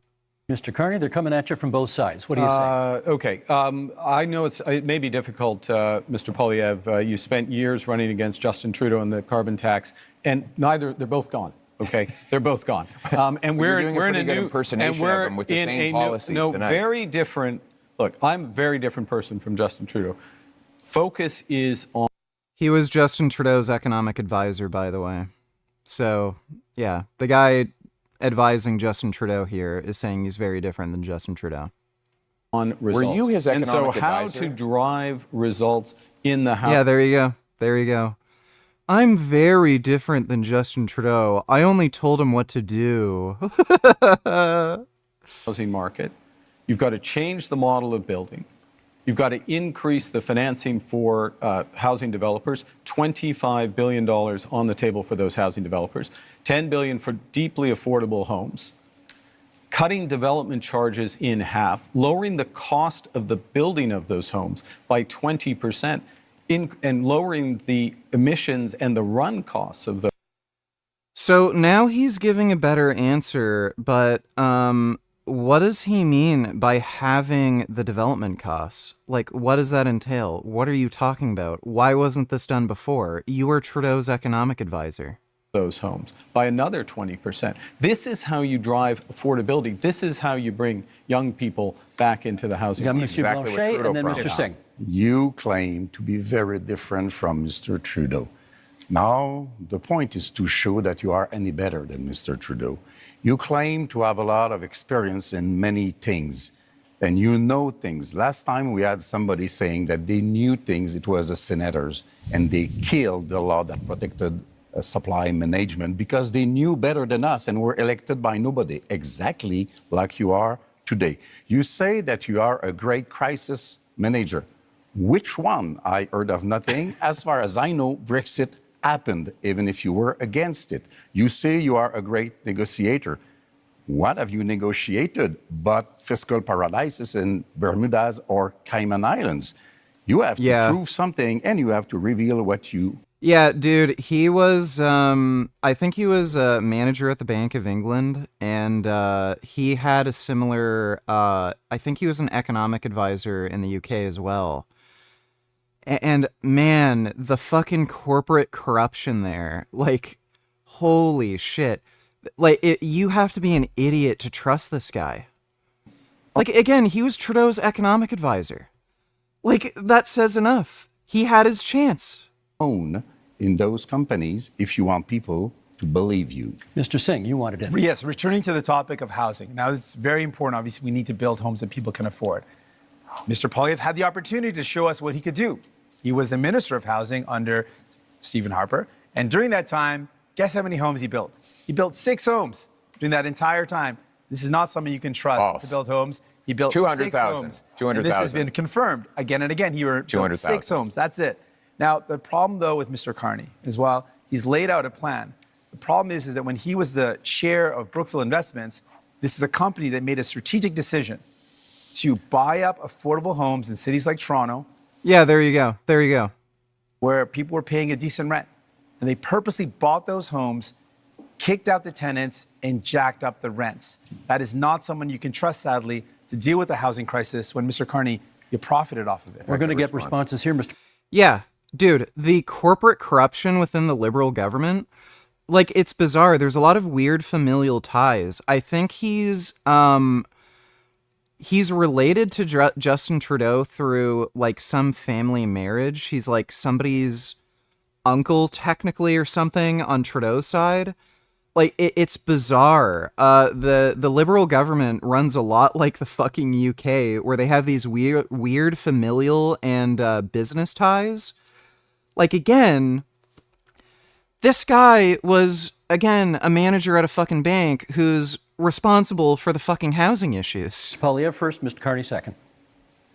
First of all, Mr. Singh, the Toronto Star, the Toronto Star debunked your falsehoods. No, it was 6 homes, and I appreciate neither Liberals or NDP are very good with math, but in that year, the year I was the minister, if I could, which is great. the year I was, Singh, let's let him answer. In the year I was, high enough, though. The year I was minister, we had 200,000 homes built, and guess what the average price of a home was at the time? $450,000. And guess what happened at the end of the Conservative reign? One bedrooms rented out for $900. And that since that time, housing costs have actually doubled under the Liberals. They doubled and under the Conservatives too. Now we have Mr. Carney making tens of billions of dollars of spending promises that will ultimately continue to build bureaucracy. We don't need more bureaucracy in Ottawa. We tried that for 10 Liberal years, Mr. Carney. What we need is to build homes in communities. And that means axing taxes on. Short video, funny, youtube.com/watch?v equals. Let me take a look. Hello, mate. Congratulations on your sister being pregnant. It's great news. Listen, I've got to tell you something, all right? I'm the father. I'm sorry. Please don't. Hello? Please don't hurt them. That isn't funny. I'm not watching that. Thanks for the donation, Barry. Home building and getting the government out of the way so that builders can actually build. I think, Mr. Carney, you are on housing. We need a change, and you, sir, are not a change. Mark Carney. I'm going to pick up on. I thought that answer was quite revealing. Yeah, so Poilievre made a good point here. Apparently, Carney's plan involves, like, basically a government stimulus. The Liberals have been really bad on, like, that. This happened during COVID. I think they commissioned some app to be made, and they set aside $1 billion for it. They couldn't justify, like, why it would cost that much money to just build a simple app. And they also couldn't explain where that fucking money even went. It was never even made. So, yeah, they're not good with spending. The first thing is that it's an attitude towards housing that absolutely ignores affordable housing, deeply affordable housing, issues with vulnerable people, ignores the rental market, ignores all other aspects of it.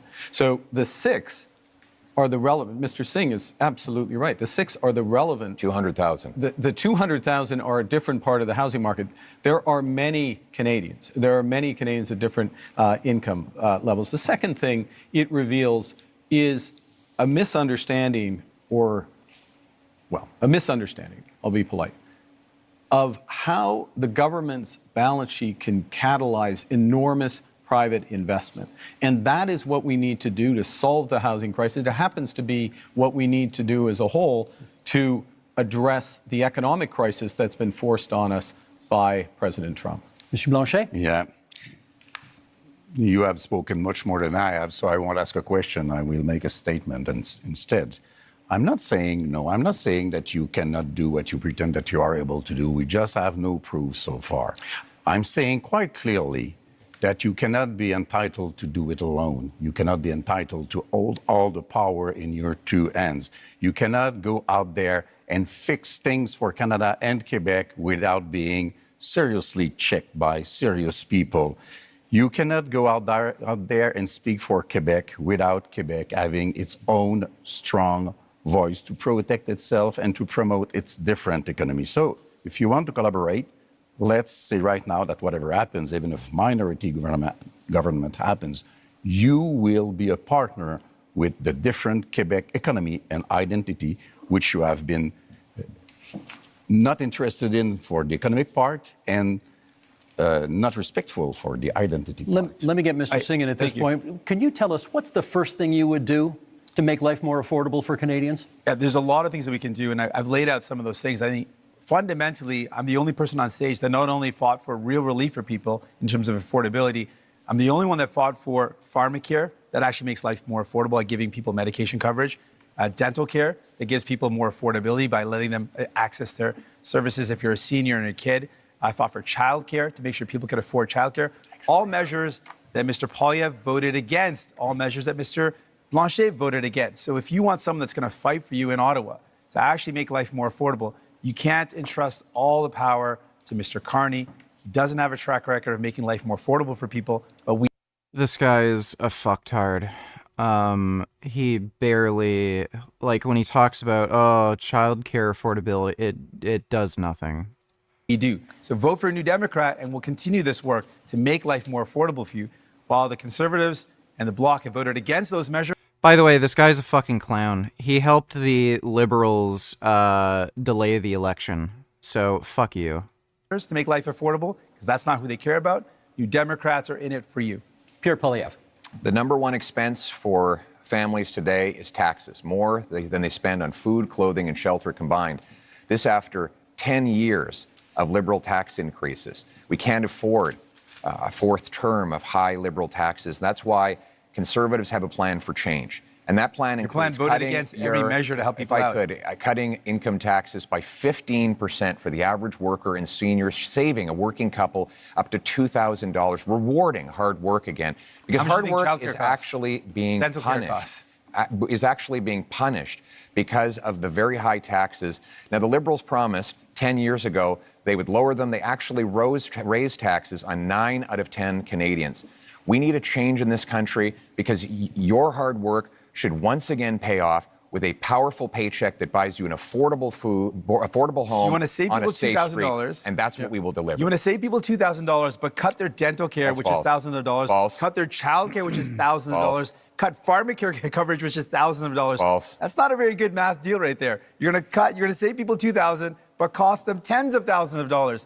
That's why you cannot afford Conservatives, and you certainly can't trust the Liberals on their own. Mark Carney's turn. You need New Democrats. Mark Carney.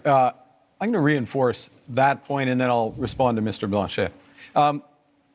Child care in this country, $3,000 to $10,000 a year for a family, depending on where you live. Province, jurisdiction. Depending on where you live, that's what's being saved there. $800 per trip to the dentist. We've expanded dental care to 8 million Canadians. Because we 8 million Canadians. Because New Democrats are there. Pharmacare. These are fundamental issues for affordability. We're talking about affordability and taking them off in order. That's why you need New Democrats. Quebec, that's not what I've said. And in terms of income taxes working with Quebec for Canadians, yes, absolutely. Throughout the short time I've been Prime Minister, working directly with the Premier of Quebec, our Minister of Foreign Affairs, our Minister of Finance are from Quebec. Quebec and Quebec issues, whether it's supply management, Mr. Legault's. Let's see, public safety and security.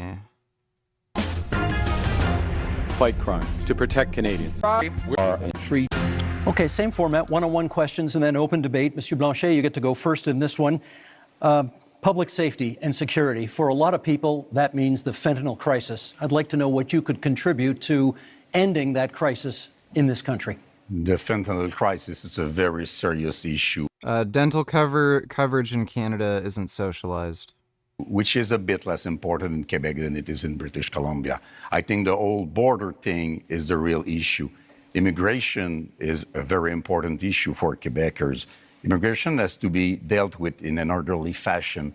Our borders are not dealt with in an orderly fashion. The rules are not respected. The rules are unclear. Some rules even invite people to hide for 2 weeks illegally before coming out. Some things has to be done.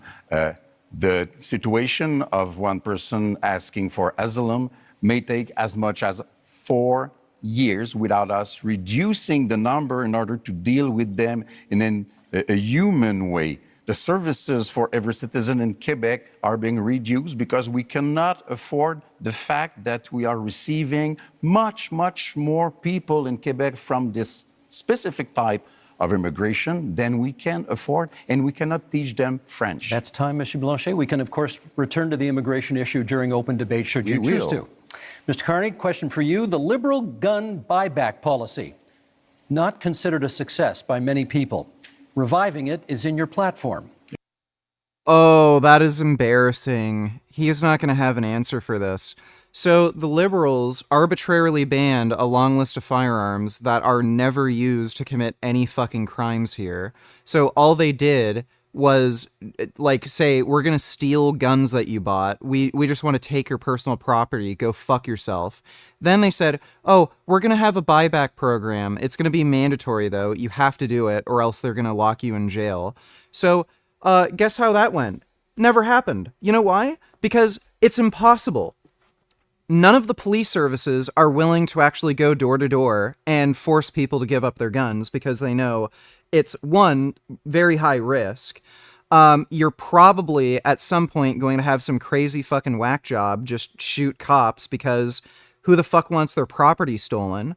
So none of the fucking police services want to do it because they know it's a high risk for all their officers. And on top of that, no police force is actually in favor of the fucking gun buyback program and ban and confiscations. So they're politically opposed to it. They know it's a fucking waste of time and it's just a high risk. Then they tried getting Canada Post to, like, do this buyback program thing. Oh, well, let's just do it by mail where we'll just send a letter to somebody to, like, package it. Canada Post refuses to fucking do it because, again, huge fucking security risk and safety risk. Well, what if somebody boxes up their gun and it's loaded and then that goes off? How are their workers supposed to know how to handle any firearms? Like, it's just stupid. So no fucking agency in the entire country wants to fucking do the buyback program. It's literally logistically impossible. And they still are saying, oh, we're going to do the buyback program. Why? It's literally impossible to do it. You're fucking stupid. Yeah. Why would it work this time? Yeah, I think, well, what we've seen with that policy is some success at the commercial level, but not at the individual level, because it hasn't been... What do you mean? Dude, that is the stupidest fucking thing you could ever fucking say. So, first of all, because of the fucking buyback program, in order for gun stores to keep their license, yeah, no shit, they have to turn in their fucking firearms. But the whole point of the fucking buyback program is to take guns away from people who fucking bought and own them. So claiming, oh, well, it was a success at the commercial level. What are you, fucking retarded? The fucking point of the buyback program is to take guns away from fucking citizens who already own them. So you're admitting it's a fucking failure and it's logistically impossible and you're still pushing for it anyway. Go fuck yourself, you loser. In my opinion, it hasn't been organized properly, and it needs to be organized. What do you mean organized properly? No one wants to do it. Police agencies, they refuse to fucking do it. Canada Post, they refuse to do it. No one wants to do it. How are you going to institute a buyback program if no one is willing to fucking comply with the buyback program? Properly, and instructed the Minister of National Security and Public Safety in order to do that. So part of this is a... Oh, wow, brilliant. Give this guy a round of fucking applause. Yeah, we weren't able to do it before, but I'm asking some guy how to do it, and we'll figure out how to do it. Oh, that's a great answer, fucking genius. Oh, yeah, let's fucking vote for this retard. A different focus of government a focus on results, a focus on clear milestones in the short term. Let me make a broader point, though. Yes, we're focusing on results. That's why I'm asking a guy how to do something, and then we'll come up with a plan to do it, but I can't actually answer the question I was asked in this debate. Vote for me. Vote for me, you fucking retard. Gun, which is that we have a problem with guns coming over borders, which is why we've tightened our borders. We have an issue, though, with a gun industry that is continually coming up with new forms of assault rifles. Oh my god. Oh, this is retarded. So first of all, assault rifles are fully automatic. There is no fucking company developing fully automatic machine guns in Canada. You lying fuckwit. So he lied. Assault rifles are already banned in Canada because they're machine guns. Machine guns have been banned since, what, the 1980s here? So no company is producing fucking machine guns for fucking sale on the Canadian market. Machine guns are produced for the Canadian military. They're not sold on the fucking market. So he doesn't even know what he's talking about. He doesn't know what guns are banned. He doesn't know what guns he's banning. He doesn't know what an assault rifle is. He doesn't know what automatic or fully automatic fire is. And this fucking moron who doesn't know what the fuck he's talking about is talking about banning something that's already fucking banned. Mass killing machines. We banned over 2,000 of these. Assault rifles were already banned. You did not ban assault rifles. Every single time there has been a vote in the House of Commons on gun control, Mr. Poilievre has voted against it. You can't be tough on... Yes, dumbass, because it's pointless. By the way, firearms violence has doubled under the fucking Liberals. So, after all of your fucking anti-gun policies, gun violence has doubled. So, great. What does this do for us? By the way, he doesn't even believe what he's saying. He's full of shit. The Liberal Party is just running on this fucking platform because they think it'll get them more votes from anti-gun fuckwits. Fuck this idiot. Oh my god. We banned assault rifles. No, you didn't. They were already banned. On crime unless you're tough on guns. Mr. Poilievre, you can come back on that in the open debate if you want to, but my question for you in this segment is, Indigenous people are statistically overrepresented in our corrections system. Are you concerned that your tough on crime platform will make that worse? I'm concerned that Indigenous people are disproportionately the victims of crime. I give you the example of a wonderful group of Indigenous people who came under attack in Saskatchewan, and many of them were murdered.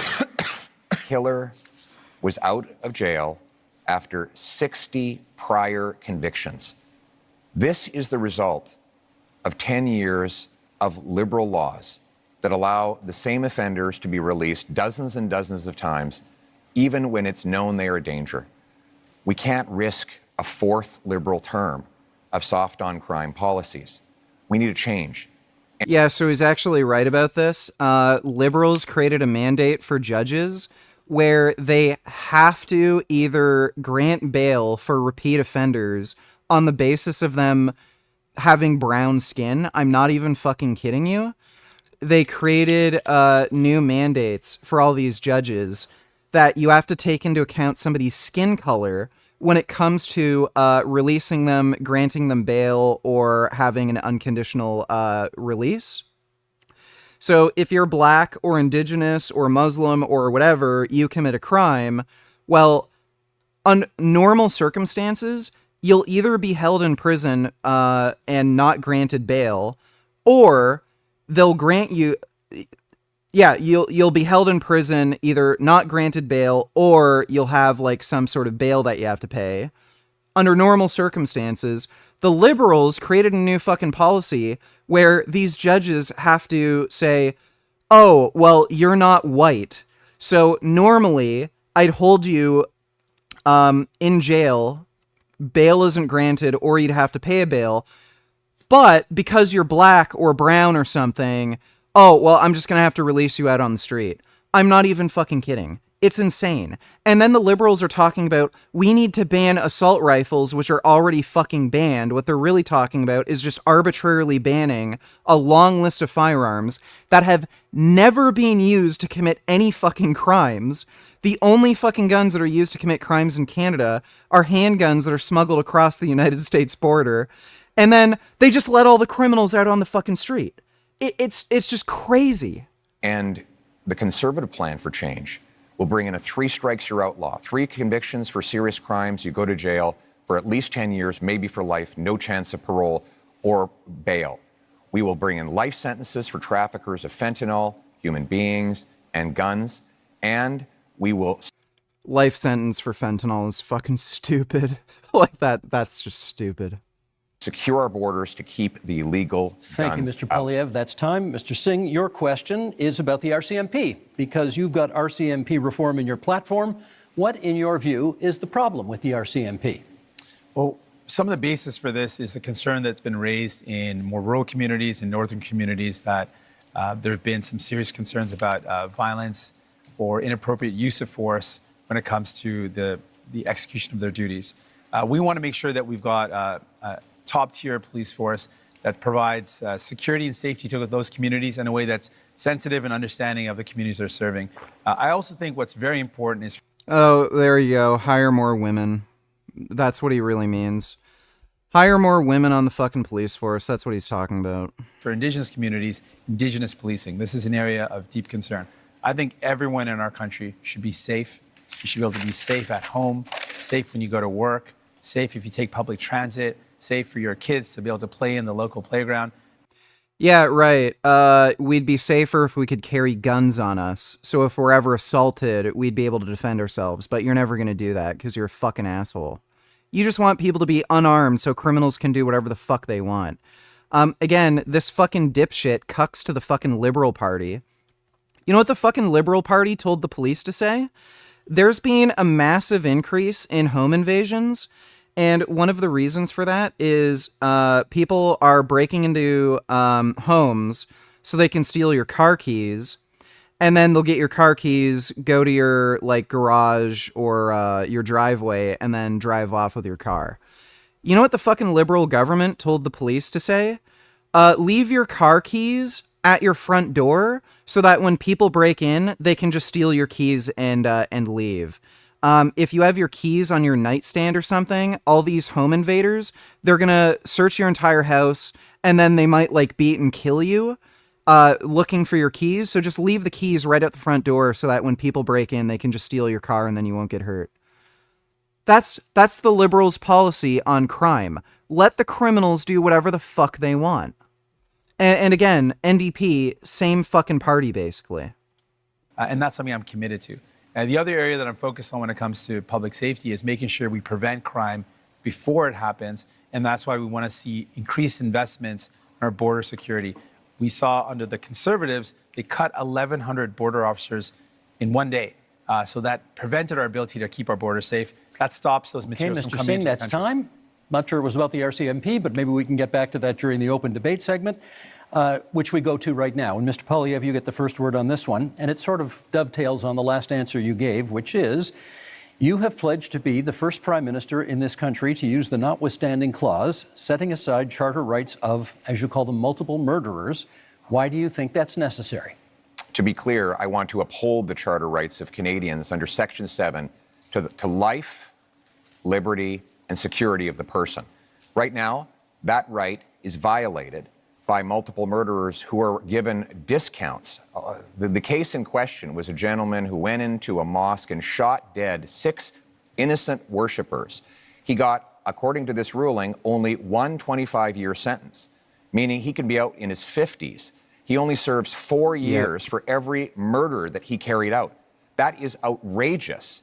And I will use the constitutional powers that are created for this purpose to ensure that mass murderers stay in maximum security penitentiary for life. They will only come out in a box. We will also pass tough new laws that prevent repeat offenders from getting out. If you commit 3 offenses under the 3 strikes law I propose, you will not be allowed out of jail until you prove that you are drug-free, that that you are behaved perfectly and that you've learned an employable skill and you've served a 10-year sentence. We cannot allow liberal crime and chaos to go on terrorizing our communities. What we need is a real plan for change so that we can bring back the safety and the security that Canadians used to take for granted. Let me get Mr. Carney to...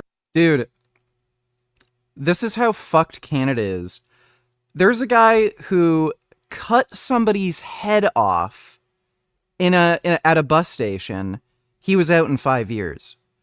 And he just pled an insanity defense. He said he had a psychotic breakdown. He literally took a knife, cut somebody's fucking head off, started screaming and showing everybody this guy's head. He got 5 years. He's out now. The guy who fucking cut somebody's head off is literally walking out in public doing whatever. 5 years. It's crazy. To respond to that, do you think that's an appropriate use of the notwithstanding clause of the Charter? I think that the one of the core responsibilities of the federal government, Prime Minister, is to defend the fundamental rights and liberties of Canadians. And those fundamental rights and liberties of Canadians are outlined in our Charter of Rights.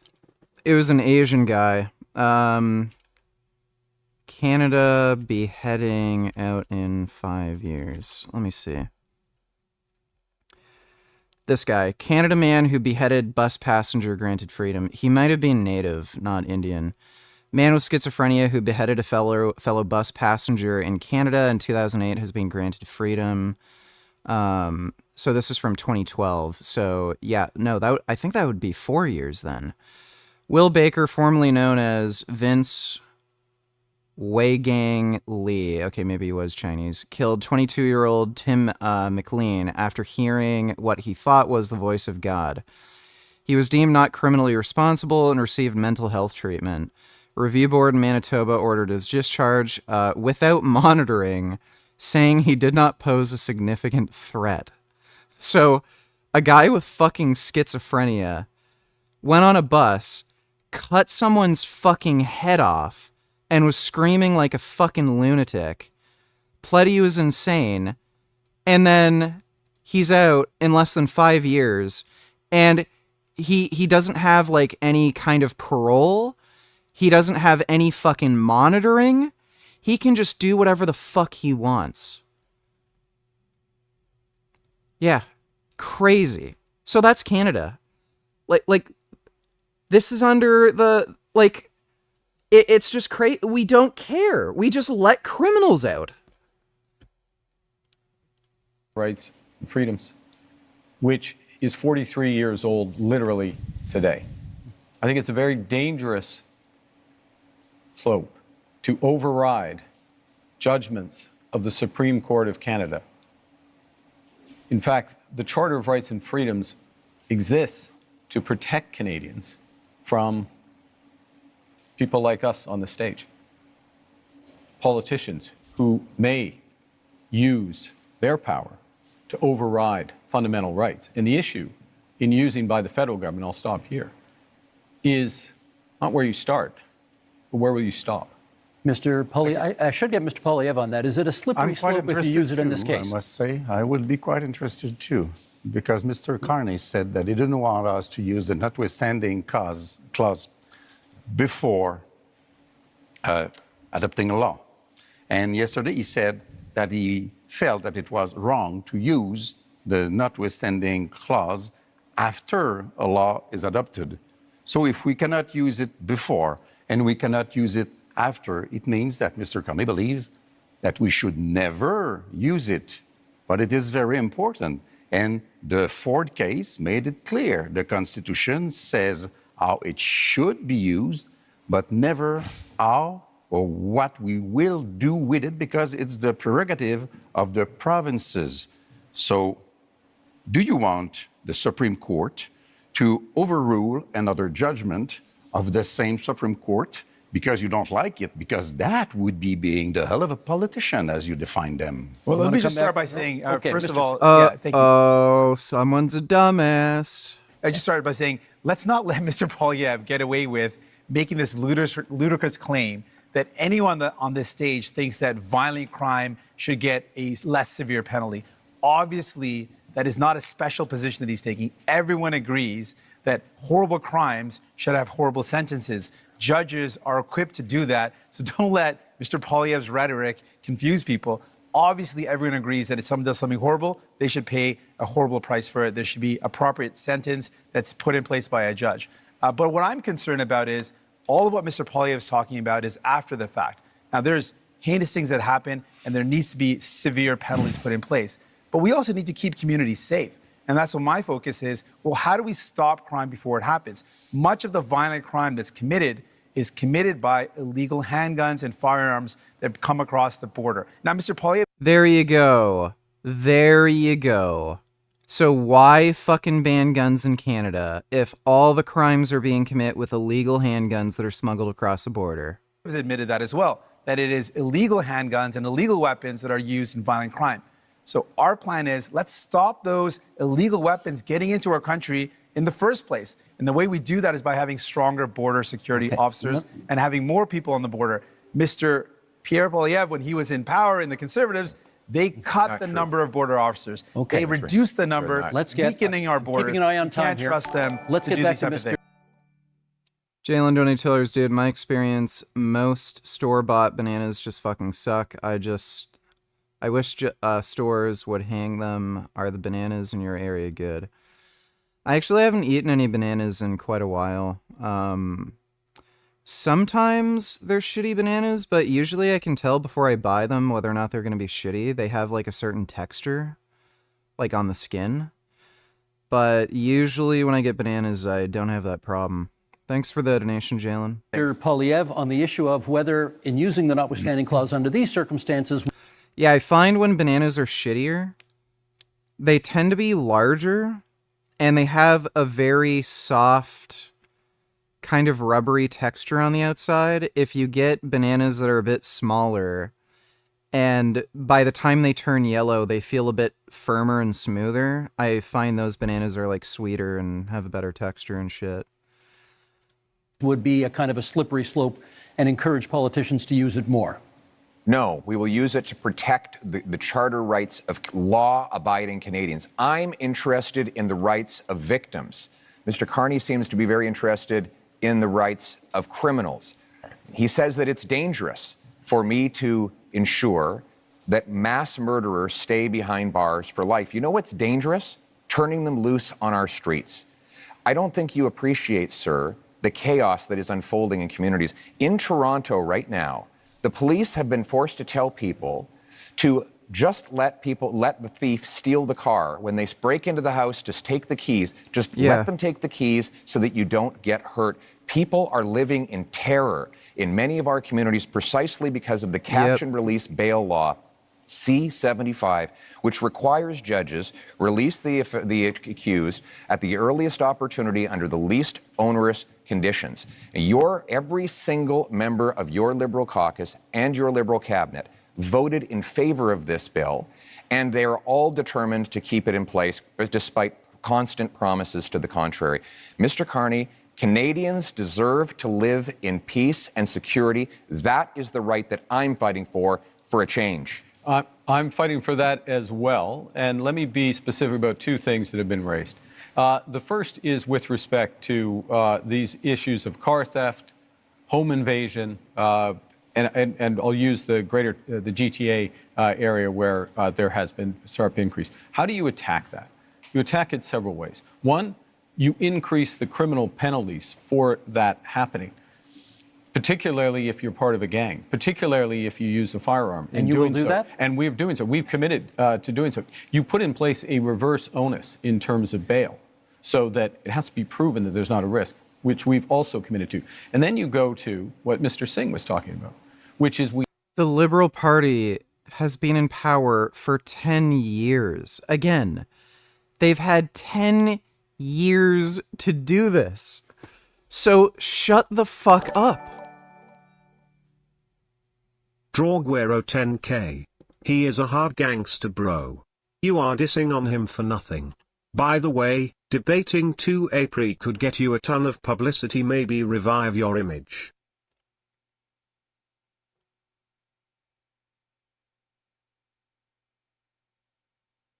Yeah, sure.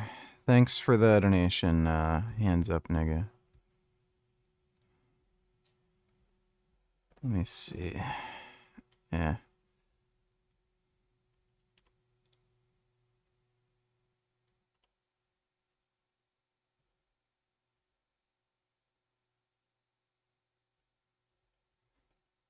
This guy looks like such a fucking Weasley cuck. I hope they give him a death sentence.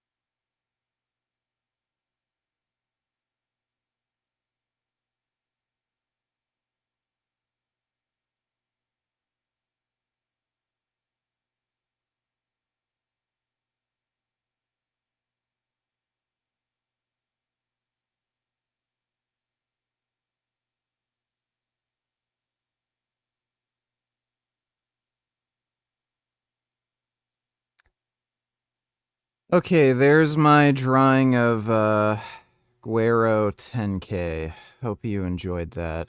Thanks for the donation, hands up, nigga. Joseph donated $2. What do you say to those who are impressed by Mark Carney's resume? He was governor of the Bank of Canada in England, has a PhD in economics from Oxford University. Also, do you think Justin Trudeau is attractive? Well, I wouldn't fuck him. Oh.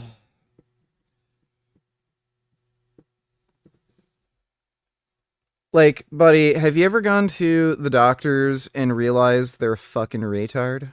Like, you can run into people with medical degrees that are absolute fucking morons or shit at their job, absolute fucking cunts, like they're lying, stealing, cheating assholes. So having a degree doesn't really make you have the intelligence that you necessarily care about, and it also doesn't make you a competent moral person. So I don't really give a fuck about his degrees. He was the economic advisor to Trudeau. Well, guess what? Canada's economy has had the worst economic growth out of any G7 nation.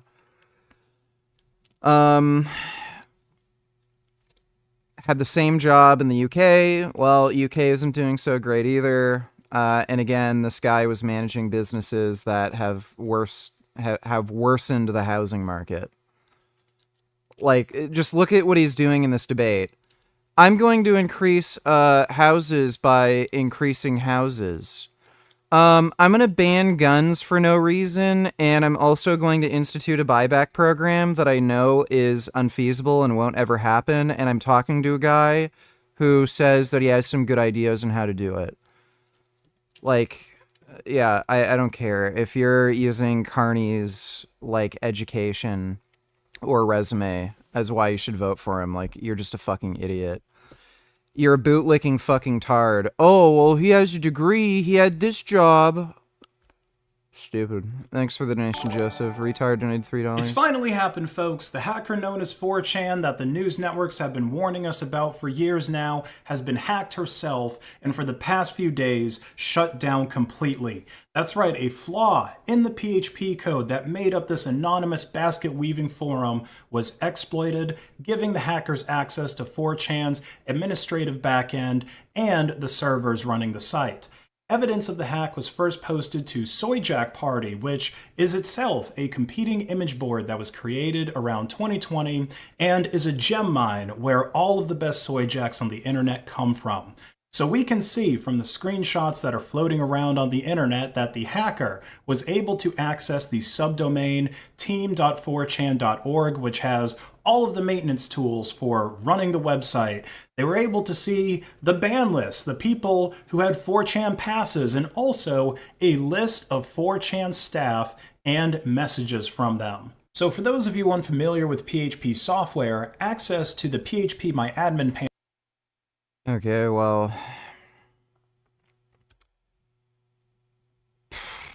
4chan sucks.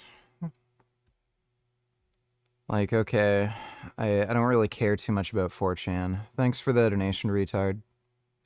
We have to reinforce our frontiers. That's why we're haven't really got into painting. Committing to an extra 1,000 Canada Border Service agents, an extra 1,000 RCMPs. That's why, as part of the broader fentanyl initiative, where we've added to the RCMP there, we've added drones, we're adding helicopters, we're adding surveillance, and we're going to the other end of the chain with respect to car theft, which is tightening security at the ports. This is what we need. In order to get results, you need to focus where at both ends of the chains in the federal government.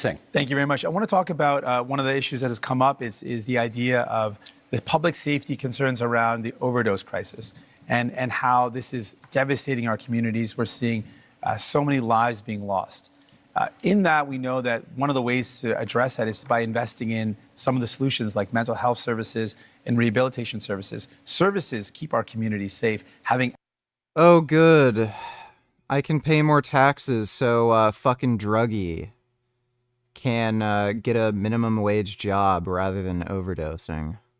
Access to those good services. Both Mr. Carney and Mr. Poilievre are proposing cutting government spending and cutting those services. That's not going to make our community safer. We need to see better investments in rehabilitation services, more investments in mental health. We need to respond to this serious Investments in mental health. What a fucking joke. crisis in our country with care and compassion. I've met with Moms Stop the Harm, an organization of moms that have lost their children to this opioid overdose crisis. They've literally had their children have died because of this. And they're saying her children are dead because they're fucking stupid and they took a drug, not because of the drugs themselves. We need to do everything possible to save lives, to stop this death from happening. And I think we need to listen to those moms, and that's my commitment. Mr. Blanchet. Two things as rapidly as possible. First, we believe that we should act on crime gangs and organizations, defining them as we do for terrorist organization. We have to protect our kids from the violence of those gangs, from the drugs being sold by those gangs, from the guns and whatever else being stolen, sale, being by those gangs. Sold? And not sold, being, you purchase a thing and selling, sold, Okay. yeah, sold by those gangs. And we mostly have to protect our kids from being recruited by those gangs, becoming violent at 13 and 14 and 16 years old, because this is the real fear of parents like I am. This is a very dangerous situation. I want to come back to immigration because we said that we would come back to immigration. Do you remember the Century Initiative, a sad memory? Officially, they said that they had not considered Quebec difference. They had not considered Quebec language. They wanted Canada to be a 100 million people country by the end of the century. Mr. Barton told me himself that he had not even thought about the Quebec. Dude, if you make Canada's population 100 million by the end of the century, it's going to be India. Yeah, so it's India 2.0. Difference in that analysis, and one of his closest collaborators is now a close counselor to Mr. Carney, which seems to be part of that kind of project or ideology. So it is impossible for Canada to have all those people come into Canada. It is impossible for Quebec to receive all those people. And in Quebec, we have the language and values and secularity of the state issue, which is very important. So I say, pause. Let's do things properly. Let's receive migrants in an orderly fashion and successfully as a measure of respect for them also. Mr. Polyev, you wanted a word. I speak to families all the time who are terrified by the scourge of drugs and illegal guns. And we know those guns are not Grandpa Joe's hunting rifle. So when the Liberals try to ban hunting rifles, they're really going after the wrong people. 90% of guns that come in that are used in crime are smuggled illegally over the porous, Liberal-run borders. The border and that's why the police. border officers. It's not true, and that's you why literally the police. cut the border officers. The police in the actually, facts. if I could, the police actually endorsed do it me. again, The police in Barrie, in Peel, in Sault Ste. Marie have all endorsed me because they know that I will go after the gun smugglers and criminals with 2,000 extra frontline border guards that will stop the guns After you from cut coming them, in. now you want to hire But them. unlike the Liberals and NDP, I will not ban hunting rifles. The Liberals want to We never protect. wanted to ban I want to them. That's protect Canadians made up. from criminals. They have, in fact, banned hunting rifles, so they're complete liars. You can look at the gun buyback program. They actually created a list of firearms and what amount of money you can get for the gun buyback programs. Many of those rifles are, in fact, hunting rifles. Some of them are actually single-shot rifles. And some of them are just double barrel, which are, again, just single shot fucking rifles.